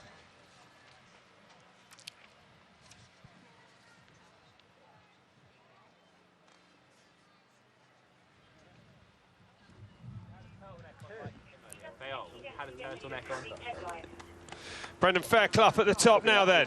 A man who blurs the line between downhill racing and free riding.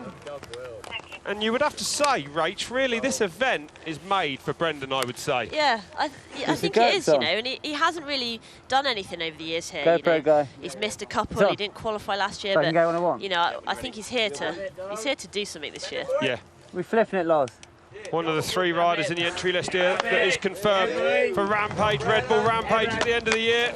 But this man took a 6th place in the World Cup at the Gee this year. So the speed is there, and we know the jumps won't bother him. I reckon he's going to go for the flip. He just had a chat about it then. Did he? I think he's going to do it, yeah. Well, it's qualified today. He's looking good. Might be a different story tomorrow in those finals runs, but, you know, to make the top 14 here today, you know, Brendan would have enough time for a backflip. He looks like confident and aggressive, which is good to see. Yeah, exactly. He crashed last year, didn't finish last year here. Yes. Oh, and he's up. So Fairclough up by nearly half a second, and is he going to flip this big step up? Yes, he is. Oh, it's perfect. Look at that. That didn't cost him even half a second, did it? That was perfect. Probably faster to flip it. Oh my goodness! Because you could see him all the 10 seconds into it. He was buzzing. He was ready for it. He was riding like confident. That's what you need to do here. The free racer putting it together then in the Dyfi Valley. So Brendan at the moment, it's fastest time of the day setting. Yeah, absolutely. Good to see. 6 times a Red Bull Rampage rider, this man. 7th here, actually, in year 1 back in 2014. 31 years old now, this man from Guildford in the south. What's the next split going to tell us? He's lost time. So in that technical section, he's dropped back. So, you know, that just proves the kind of variation on this track. You've got to really attack that. Yeah. It's the biggest section without a feature on it. If he'd ridden... Arguably, it's somewhere where you can make the most time, I would say. I think if he'd ridden how he rode the top before the flip, after the flip, he'd still be on. But that's got to be... I bet he's grinning like a Cheshire Cat still from How that. could that not put you off, really, landing a flip that perfectly, you know what I mean? Awesome. So Brendan and Kaos were the first guys to do backflips at a World Cup just a couple of weeks ago out in America. That's right, yeah. He flipped the first jump on his first run, Brendan, I think, apparently, yeah. That's it now, every race. Good speed down there into this really tight right-hander. Nicely around that as well. Across the road gap. No problem. Really getting dusty and dry there. Yeah, and that's one of the reasons that Matt Jones couldn't ride, really. It was decided that he definitely wouldn't be able to stop if he hit that on a trail bike. You know, you just haven't got the grip on those landings like that. Yeah, that's true. Yeah, he said he was braking, but he just speeded up. Fairclough. That signature smooth style. He's going to pull it back. Making light of those big drops there. 2.6 back for Fairclough. It's a good run. It is a good run. Maybe we'll knock him a second off for that flip. Yeah. It's not speed and style, but yeah. Maybe it should be. Whips it across that last jump. Fairclough to the line. He goes third. 1.8 back. So, 4 riders under the 3-minute mark. That was cool. That's made me want to go and ride now. Yeah. Look at the height out of the cannon there. 55 feet, nearly 20 metres in length. That no option to come up short. And then this. Couldn't have been more perfect, could it?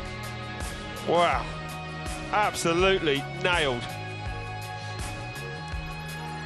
And he's got that GoPro on his helmet, so we'll be seeing some pretty cool footage coming out this evening from his qualifying run.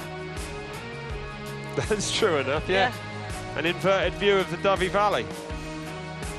On that Land Rover green World Championship painted bike. Well, the next rider to leave that start has to be one of the very big, if not the favourite for this event this year. Winner of a World Cup in 2019, and with the dominance of Anne-Marie Piron and Loic Bruni at the World Cup races, that was an incredibly difficult thing to do. In fact, only this man and Danny Hart stole World Cup wins away from the French. It's a casual start for Greenland. Tucking in his shirt. But it might be all business now. He's into this run. Such a cool rider to watch, Laurie. I think it's because he's short, it looks sick, like he's stood up, he's aggressive, he's kind of attacking all the time. Worked hard on his riding position this winter, said, started to realise you don't need to risk your life to win a World Cup. That's what he said, you know, because he does put it all out there. Yeah, Bristol. A little bit messy and a bit kind of stalling compared to Brendan, so I think he's not going to go faster. Well, the first split's coming up. Charlie Hatton's time already gone by. 2.6 back then for Laurie Greenland.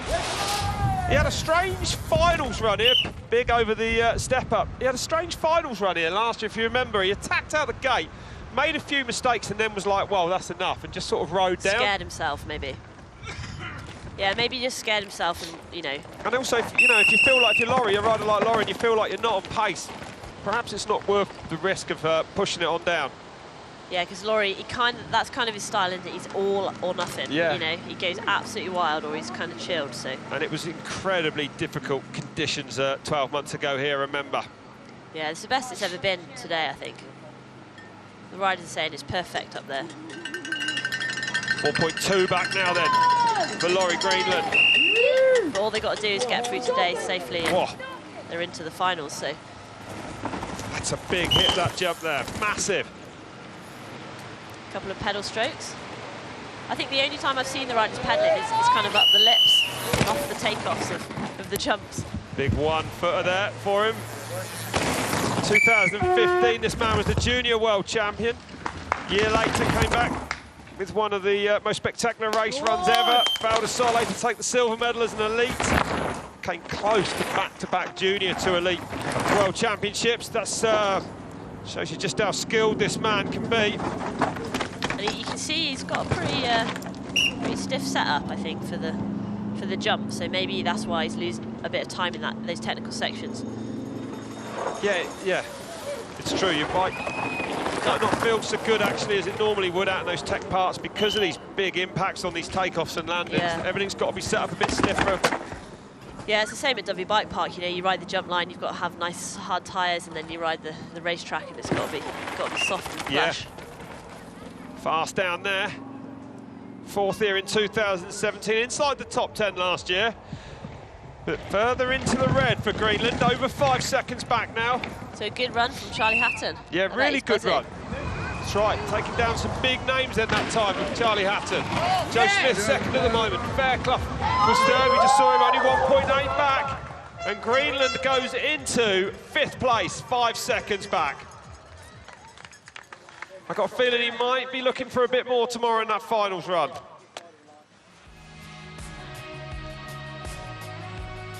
Much easier, that kind of wood and landing off that drop.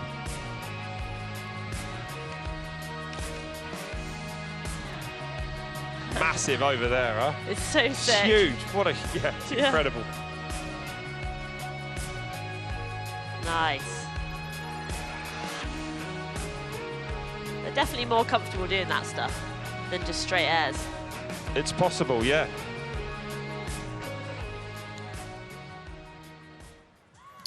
I'm down here with Joe Swift. Joe, currently inside the top 5, looking good for tomorrow, but your run looked absolutely smooth as silk. Were you happy with that one? Yeah, really happy with that one. I didn't know what to expect coming into that run. I hadn't done a full one yet, so just kind of set off how I wanted to carry on, and got a bit sketchy, kind of reined it back in, and just had a really solid run.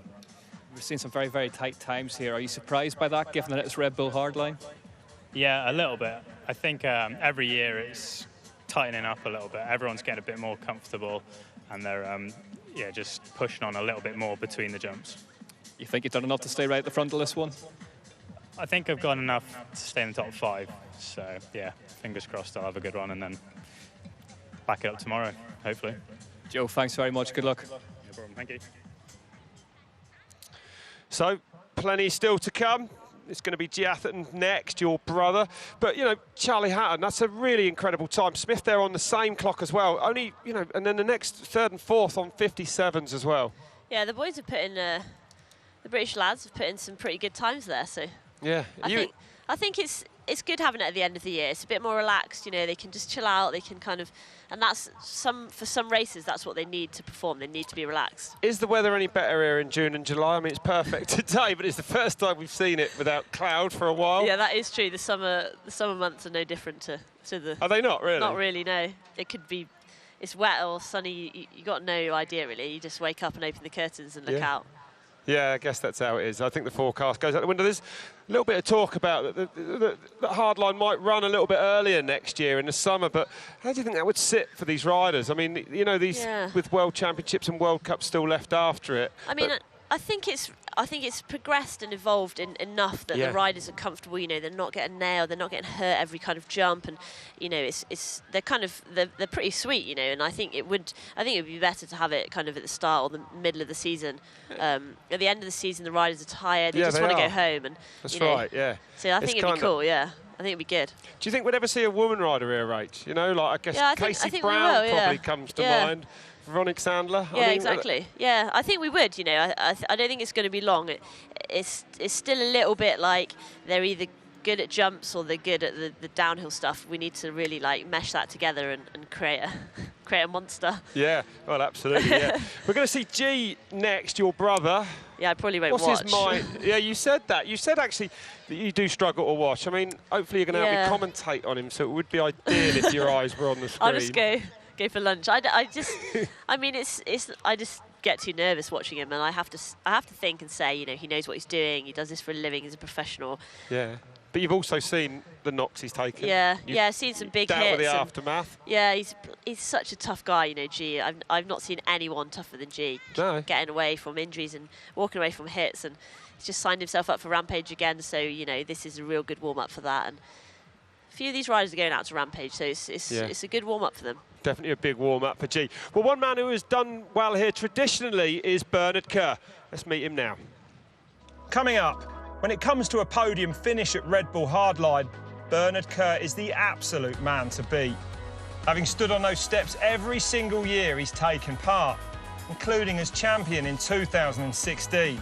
So can he make it into the top 3 for an unparalleled 5th consecutive year?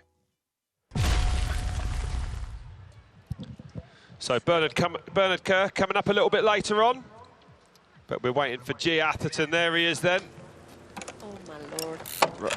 Rachel's getting nervous as her brother is about to tackle this track again. 34 years old now, the winner of 8 World Cup races, and of course, the winner here from 2018, the defending champion then is on track.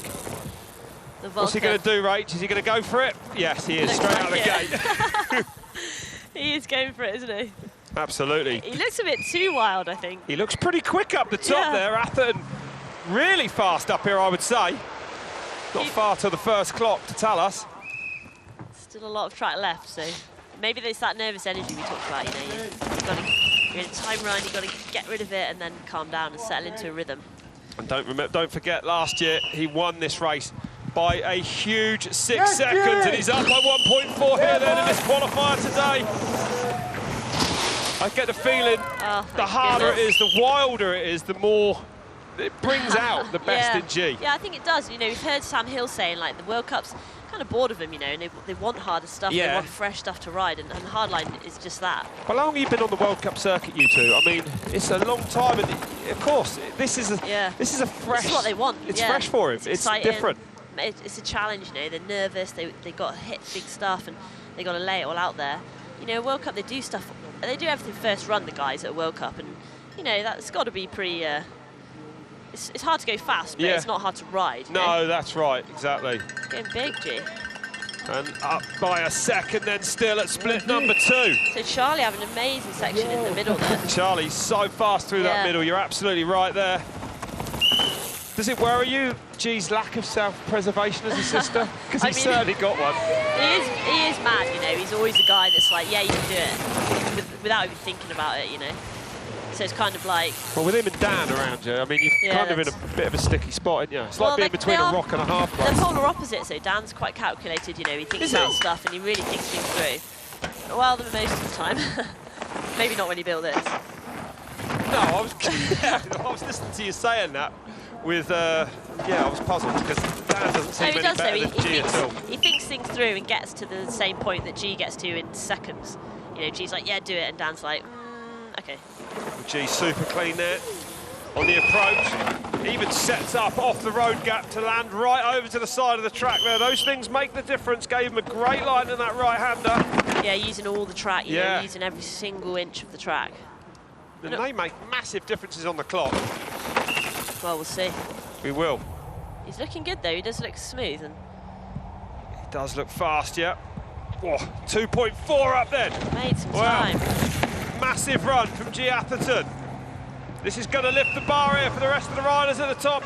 Only 6 left after Gee comes down. A couple of cranks there, just safety cranks. Not even pulling that hard. They're carrying so much speed, and it's a new fastest time, 2:52.8. Gee Atherton leads. 2.5 seconds into the green. Massive qualifying run. Yeah, that was good. You can see straight out the gate, he's attacking here. He's going pretty fast.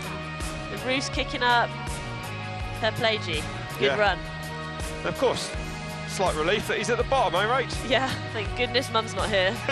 Is she not here today? I wonder how many of the riders' parents are here. You know, it's a nerve-wracking thing to watch him do. It's a hard watch, isn't it, if you've got a rider on the track, yeah.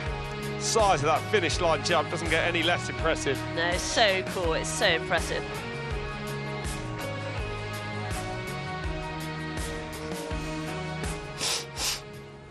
Flo Paye. He's had a bit of a cold all week, actually, Big Flo, the tallest man in the competition. 197 centimetres tall, nearly 2 metres tall, and his bike is absolutely fast, isn't it? Yeah, the dig crew had to go down and chop all the branches higher because he was too tall. Honestly, he can barely get his head under the start hut. Yeah, he's absolutely massive. So 14 have now down to the bottom. And Flo Paye on track. Taking that high line on those rocks, so really not making any difference, I don't think. You know, we saw Gee go low and low into that berm and Flo's the opposite. I think the riders are pretty pleased that this wooden landing's been built off this rock drop. You know, they're pleased that it's not as big an impact. Well, it was brutal, wasn't it? Yeah, it was harsh. And it was right at the start as well. So 1.1 back for Flo Paye. That's a good time, I think. From the Reunion Islands. Just lives about 3 hours flight from Madagascar, he said, one of the islands there. Could have been a 3-hour boat trip, actually, to be honest. 3-hour flight sounds a long way, but he's moving back there. He's been living in France, but moving more and more back now to the Reunion Islands. And Flo teammates with Marine Cabarrou, you know, kind of the rising star in the women's downhill circuit. She's won 3 World Cups this year, and they took the team overall a few times. Really cool, yeah. Yeah, so just super impressive, and, you know, Flo's such a nice guy. I'm sure he's been giving her a lot of tips and training advice. Bronze at the 2016 World Championships. Dislocated his shoulder, actually, in 2017. Finishing off this year strong, though. 5.2 back, though. Oh, he shook his head there. He knew he had a bit of a nosedive. And recovering well, you know. He nosedive. I bet his heart was in his mouth. Yeah. And he hits that next jump confident. Yeah, because when it goes wrong here, it goes wrong in a big way. Super quick, yeah. Yeah, super quick, exactly. He is tall, isn't he? He's massive, yeah. He uses that height, though, to his advantage a lot of the time. Throwing the bike round, like, kind of like Steve's style, like PT style, you know? Yeah, he's big dude yours. as well. Yeah, big riders tend to hang out the back a bit more, eh? Yeah, riding off the back a bit. Do a bit, I think. 10th in Lenzerheide at the last, one of the last World Cups of 2019. And 7th here last year. Cautious down there, showing us just how difficult it is. It's drying now to the point it's getting loose a little bit. But, you know, maybe like the length of the bike, getting it through those tight sections, that's got to come into play a little bit. Yeah, actually, I think it was Matt Jones made a very good point to me that, watching that bit yesterday, that these bikes are so big. You've got to get around these and tight actually, corners. they don't really work under 40 mile an hour. Yeah, you know what exactly. I mean? They're like horrendous to ride around on the flat on. They really need to be down something steep. Rumours next year of some fast sections on the hardline track, new sections going in. So I think it's going to be sped up a little bit. 11 over 11 back, all the ones for Flo Paye at the last split then. Just this long straight now. They must feel relieved when they get to this point. Or maybe when they get to the arch at the finish. I think this is probably the point of, yeah, when you touch down there. 10 back then, into 9th place for Flo Paye.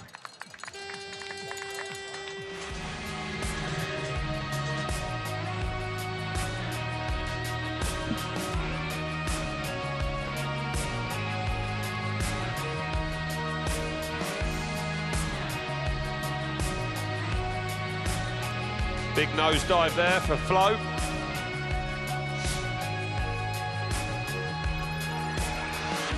But a good run from Paye.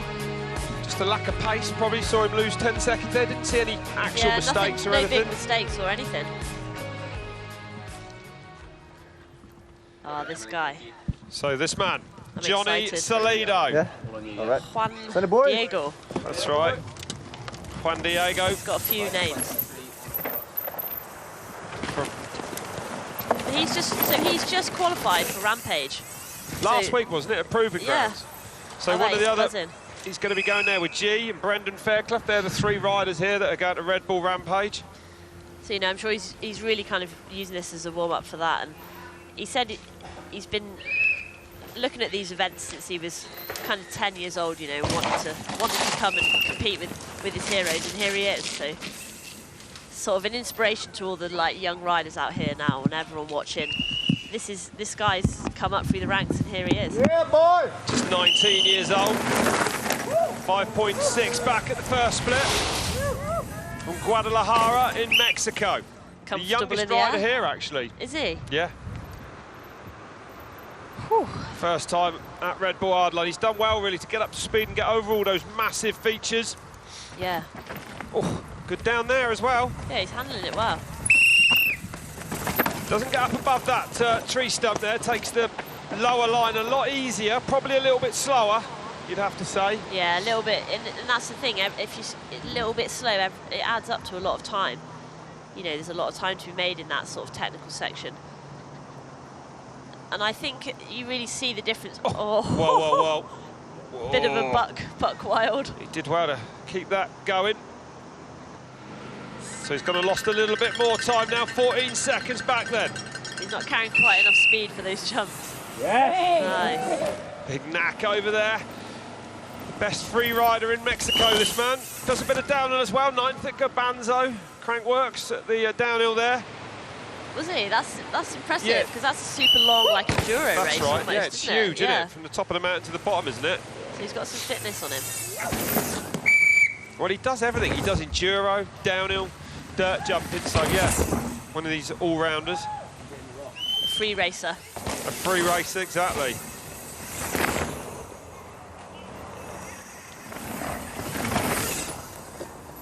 I think he's struggling to get his feet sort of back in the right position a little bit. Well, I'm pretty sure he's riding with a badly bruised heel as well on one foot, so he's not going to want to put it down. Yeah, he had a bit of a moment, didn't he, in sort of time training yesterday. That's right. Yeah. We heard him wailing on the side of the track, actually, in a lot of pain. Yeah, he was in a lot of pain. Laura Robson, the physio down at the bottom there, sorting out the riders. Yeah. Taping them back together. Whoa, has he gone down? No. He's saving this, isn't he? He's getting downer. Oh, I really want him to qualify. Yeah, it'd be great, wouldn't it? We've had a few crashes and a few mechanicals, so... Clean off there, though. He's doing well on that transition bike. How many riders are left after him? There is only now... 4 riders left. Only 4 riders left after this man comes down to the line then. So Salido going to make it to the bottom. It's not been the cleanest run, but he survived it. Holy Toledo, Johnny Salido across the line. He goes into 12th place. Less than 30 seconds off for the man from Guadalajara.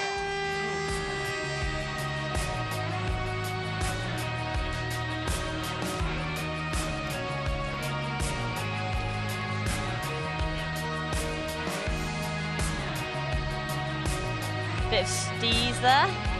Oh, here we go.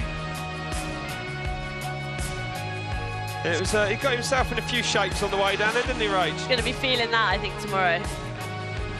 So Johnny Salido comes down across the line. It was a good run.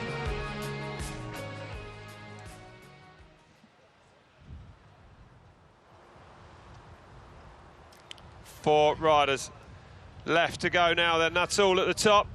Bernard Kerr's up next, former winner here.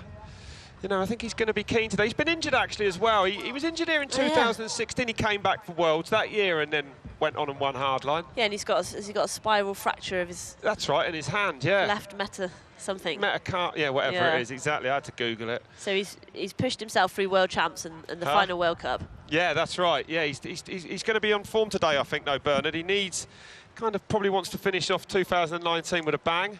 Yeah, and he's a hardline specialist, isn't he? He loves it. Sorry, Rach? He's a hardline specialist. Yeah, absolutely. He's got an incredible track record here. Just on another subject, what do you think his chances of qualifying for Anaheim are?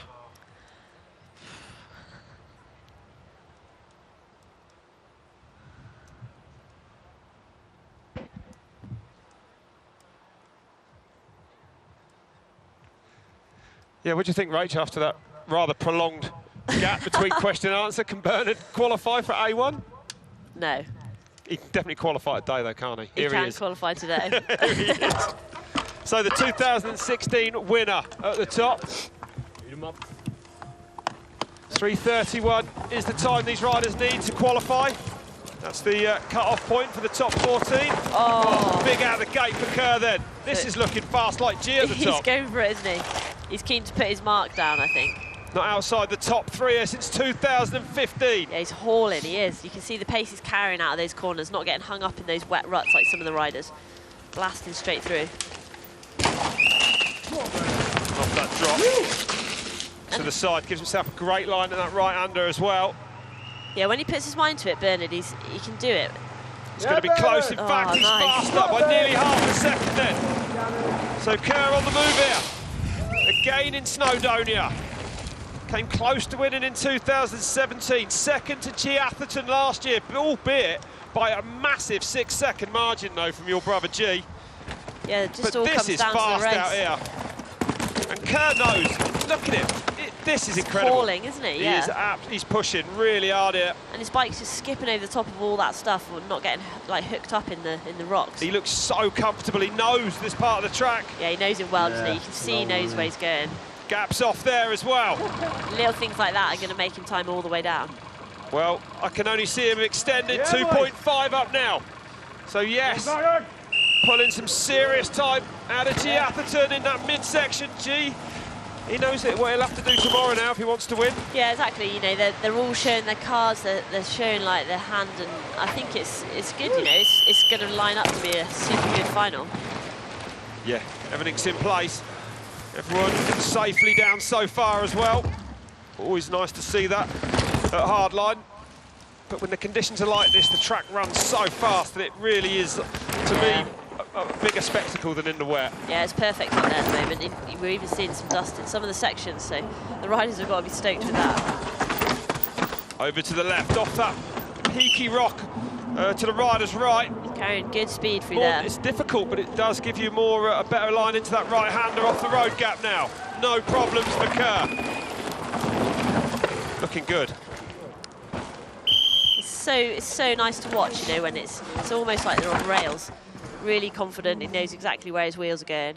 And that's the difference between the Royal Cup racers and the kind of big off there. He was not scared to send that. The guys that don't have as much experience racing, you can see it in their kind of line choice. 2.8 up now. 5th at the World Championships in Val di Sole a few years ago. Loves these difficult tracks. He's another rider a bit like Gee that really excels when it's technical. Big whip for Bernard Kerr. It's going to be the fastest time of the day. 2.87 up then. 2.50 now the time to beat Kerr. Takes the lead here. That was awesome. That was an awesome run. That's how it's done. Look at the pace of him round the first turn, railing man. it. Right on it out of the gate.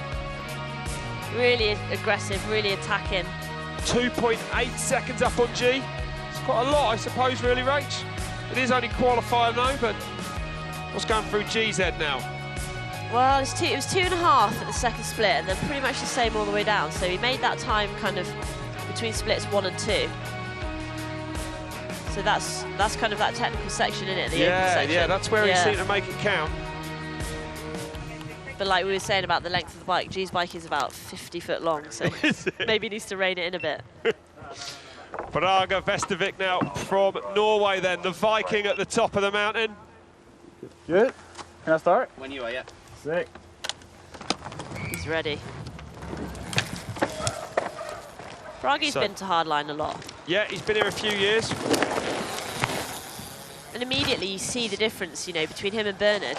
Bernard was absolutely charging. 4th time here, actually, for this man.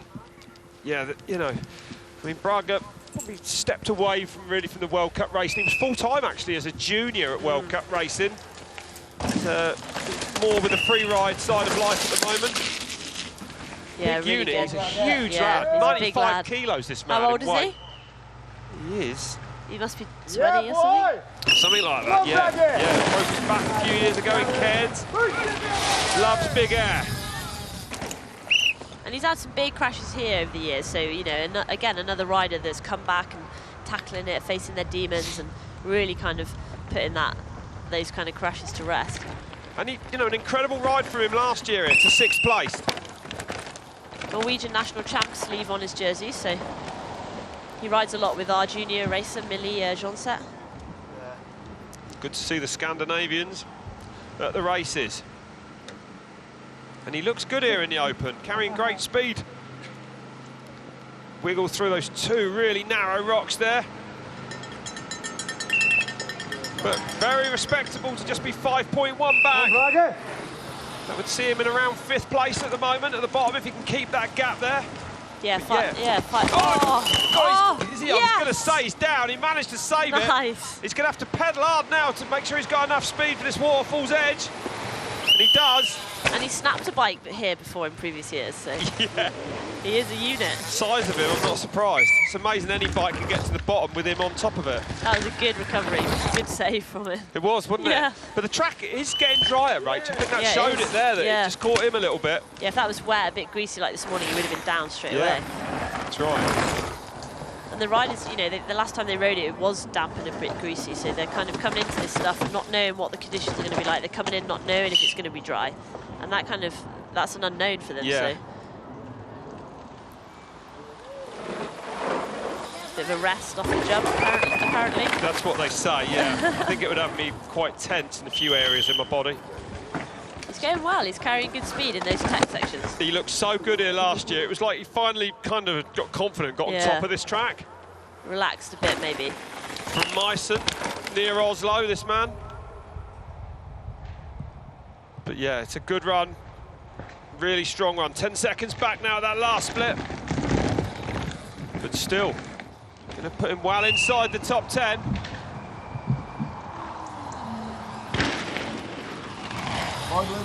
Another really committed rider then. And it's another great run to the bottom here for Vestervik. Comes across the line in 8th place. Nice. So going to qualify for tomorrow's finals now with only 2 riders left at the top.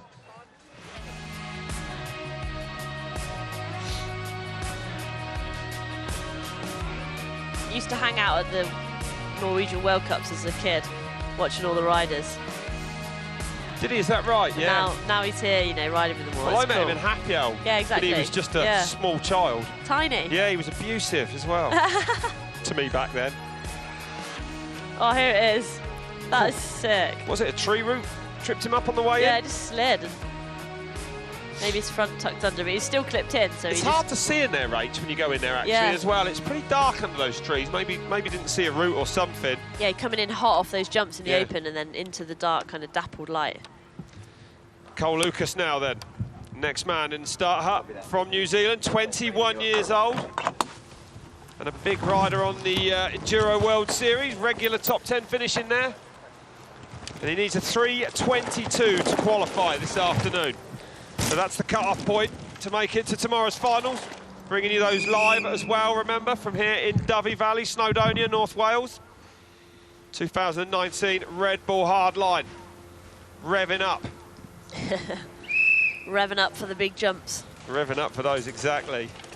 Yeah, you can see already he's definitely not carrying as much speed as some of the other guys, but you know, he's probably his first full run, so he's probably going tentative to make sure he's got enough energy for the whole track, saving that energy for the big hits. And again, you know, 6.5 back and split one. A lot of these riders, especially if you come here and you're learning this track, you won't have done a lot of full runs by now. You know, it wouldn't even be that ridiculous to say it could be the first for some of them. Yeah, it would definitely. take a clock on it to make you hit these jumps hard, because they're intimidating. And, you know, when you get there, what, 2.5 minutes in.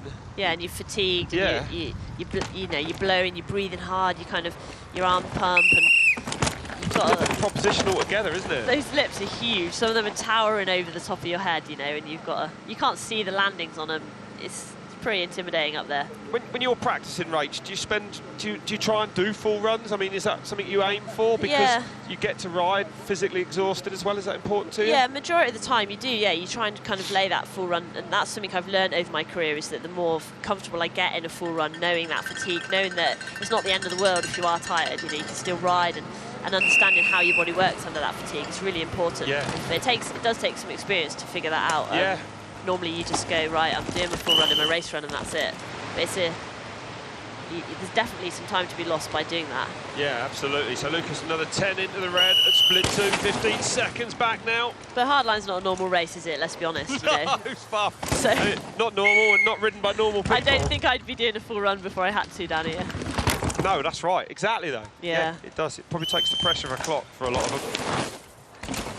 Picks up over there. Nice line. And different to a normal race in that they're not warming up, you know, they're not getting on the turbos at the bottom, they're not doing like all this sort of warm-up preparation, they're just kind of going into the race kind of there's no turbos off. at the top. It's a much different approach. Why is that? Why don't the riders warm up? I asked some of the riders and they laughed at me and I said, well, you know, bringing that World you've got Cup to be more professionalism over to the hardline race. Come on, boys. Shame on you. But I mean, Gee and Bernard, they all warm up at a World Cup. I think Gee and Bernard, you know, maybe Brendan, they might have some sneaky turbos up there somewhere. Hidden in the trees. Yeah. But it would help, so. Yeah, of course it would, yeah. So Cole Lucas towards the bottom now. Cleanly off there as well. Maybe warming their necks up for those flatlanders. That'd help. Yeah. But you know, the pace of Bernard, Gee, Charlie, incredible. I mean, he's not been hanging about, this man, nearly 30 seconds back. Yeah. Making perfect sense of this track. Yeah, he's not done anything wrong, really, is he? No. So Cole Lucas gets to the bottom, his first hardline, 26 back, but into 14th place at the moment with only Gaetan V's left at the top. He's right on the bubble for qualifying. On the bubble. Yeah, that was I've always wanted to say that. Yeah, it's cool. Very it Supercross, is cool. isn't it? Yeah, I should have done an American accent. Tomorrow. Save it for tomorrow, yeah. It's on the bubble. And there's a good mix of wheel sizes up there, you know, and I think that's true enough, isn't it? Yeah. What do you run? 29 front and back? Yeah. Gee's on the 27 in the back, is that what he's on now? Yeah. I believe so. And Charlie Hatton on a 29 front and back. And then for Rampage, it all changes again, maybe. 26. Keep it real. 24. 24. Gaetan V's then. The last man to tackle this hardline qualifier today. He's got a moustache to rival yours, Rob. I don't think it rivals mine, Rach. Do you know what I mean? Oh, he's going big off that first drop. And he needs A 3:16 if he's going to qualify. It's as simple as that for this man. That's all he needs from this race run, from this qualifying run. And Gaetan, he's been going pretty wild in practice. Laying some big flips down on flip no-handers. And he's a pretty wild character. He is. Yeah, on these jumps. He went to the big no-handed backflip on the step-up, which is just about to come now. Yeah, I wonder if he's going to go again. Let's go, Tad, send it! 1.8 back. So very much in touch for Gaetan Vijay.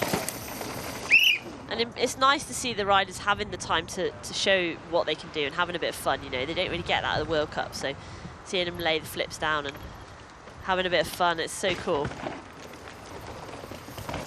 From Cannes, in the south of France. And he did actually become very fond of a tree here 12 months ago. Do you remember? He was almost inseparable with it.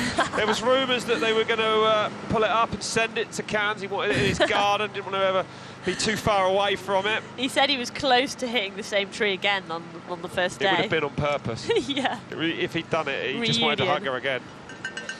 National champion in 2018 of France. 6.9 back then. So still That's well not, within... not a bad time. No, good enough, plenty good enough for a qualifier for him. Oh, slippery under there. That'll probably go in, if he keeps that pace up, he'll go into 5th, I think, just ahead of Brendan. So great run from Vijay there. Yeah. Gaetan and Brendan, old teammates as well. So you know, he's still only 21 years old, this man. But big news as a junior in the World Cups. Came 2nd overall in the series, I believe, to Finn Isles. They battled. Bronze junior medal at the World Championships in Val di Sole as well. And on Q Global this year. And off that big peaky right over rock to the right. Sounds, you can hear the tyres trying to find that grip, can't you? Really kind of trying to dig in, and on the rock, there's no chance. Didn't get over to the side of the track like not quite. Not quite the same. Didn't give him as good a line into that right-hand turn. And again, like you say, that's experience of the track coming in. Probably it is a lot, yeah. That's right. And I don't know how much of a view you've got off the top of that. Big off that drop. To see where you're landing. I haven't been to the end of it. Listen to us. To look. Yeah, exactly. We don't know what we're talking could have about. been a bit to the left off that 55-foot road gap. You've already had his eyes closed. His fingers crossed. Over 13 back then at the last split.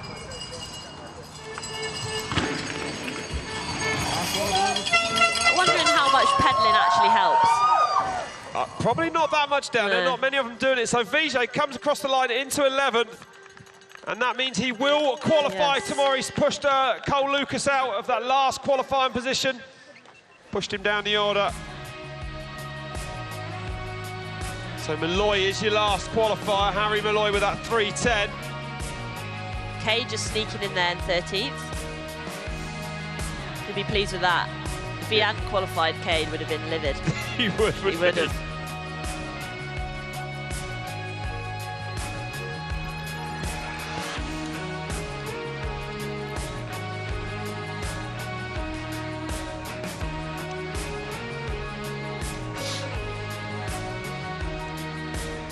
He went wild down that last section. He went flat out. OK, well, let's go down to Rick, who is with fastest qualifier, Bernard Kerr. Bernard, I'm used to congratulating you here at Red Bull Hardline, but congratulations again. Happy with that one? Yeah, pretty happy. I wasn't too good at the start, so I really had to compose a little after that and get back into it. But yeah, stoked to put down a good run and try and give it my all tomorrow. How big a factor has the weather been this week? Because you guys have had a lot more running than we're used to here. It's honestly been so good. It's been really fun out here. We got to ride a lot and some good sessions, and the track was so good today. It's so fast right now. Probably the fastest we've ever ridden it, maybe similar to 2016, but yeah, the weather's been awesome this year so far. Now, would another one of those runs be enough to win it, or are you going to have to dig deeper again tomorrow? I think we'll have to dig a little deeper, actually. Honestly, out the gate, I was landed a bit heavy and bent at pedals, so I was worried that all the way down, but tidy a few spots up and yeah, try and give it my all tomorrow. What is it about this place that really suits you so well? Because you're always up and amongst it here. I really enjoy it. Dan and Ollie and all the course builders have built something that I think is the best down the track in the world. So Yeah, I just really like it, I guess. I really enjoy it, and makes me want to go fast. Bernard, the job's half done. Congratulations, well done today. Awesome, thank you. Interesting to hear him say there that he bent the pedal. He did land heavy off that first drop. But that's hardline. I mean, you know what I mean? It's just the impacts, the scale of everything is just so heavy and big here. But fair play, he must have calculated, quickly thought, shall I keep going? Shall I, you know, is hit it going to let go on the next jump? Yeah, I mean, it's pretty gnarly. Gee, 2.87, nearly 3 seconds. Yeah, I mean, it's quite a lot. Yeah. It's quite a big gap. But Gee, you know, he's a man that can rise for the big day, isn't he? Yeah. Yeah, and I think it will just add fuel to the fire, really. I think they're gonna be fighting tomorrow. So there's your top 10. Not that much time, just over 10 seconds, really separating them on a course this difficult. The time gaps are expected to be a little bit bigger. Charlie Hatton, a great ride for him in third place on 2:55, along with Joe Smith. Brendan right behind them with ALEXANDRE FAYOLLE. And then it's Laurie Greenland, Braga, Vestovic, Matt Walker, Kaos Seagrave are the top 10. But interesting, really down to 6, you know, the time gap, not that much at all. Not very much at all. Gaten Vijay. And then some of those guys like Kade and a few crashes, you know, and so they're gonna wind it up tomorrow. So, you know, we'll probably see that change quite a lot. We really will, yeah, absolutely. Kade Edwards 13th. He sees a qualifier just ahead of Harry Molloy as well. So, yeah, good qualifying session. And interesting, you know, in recent years, it's been carnage here. Yeah. Riders, you know, being carted out left, right and centre, but they've really got a measure of this track now. Yeah, they really have. They've really stepped it up, and I think they've come every year, and they've kind of progressed their riding to go with the track progression, and that's kind of what Dan wanted the event to be. You know, wanted to push the riders, and that's what it's done. Absolutely. Well, we do now know the 14 riders that are in it tomorrow. That brings qualifying to a close. The Red Bull Hardline Trophy is up for grabs tomorrow. Please join us from 2 o'clock, where one rider will emerge victorious and be crowned this year's Red Bull Hardline champion. Thank you, Rachel, for joining us. It's been an absolute pleasure. Enjoyed More it. again tomorrow. Thanks at home. We'll see you from Dyfi Valley, Snowdonia tomorrow for the finals of 2019 Red Bull Hardline.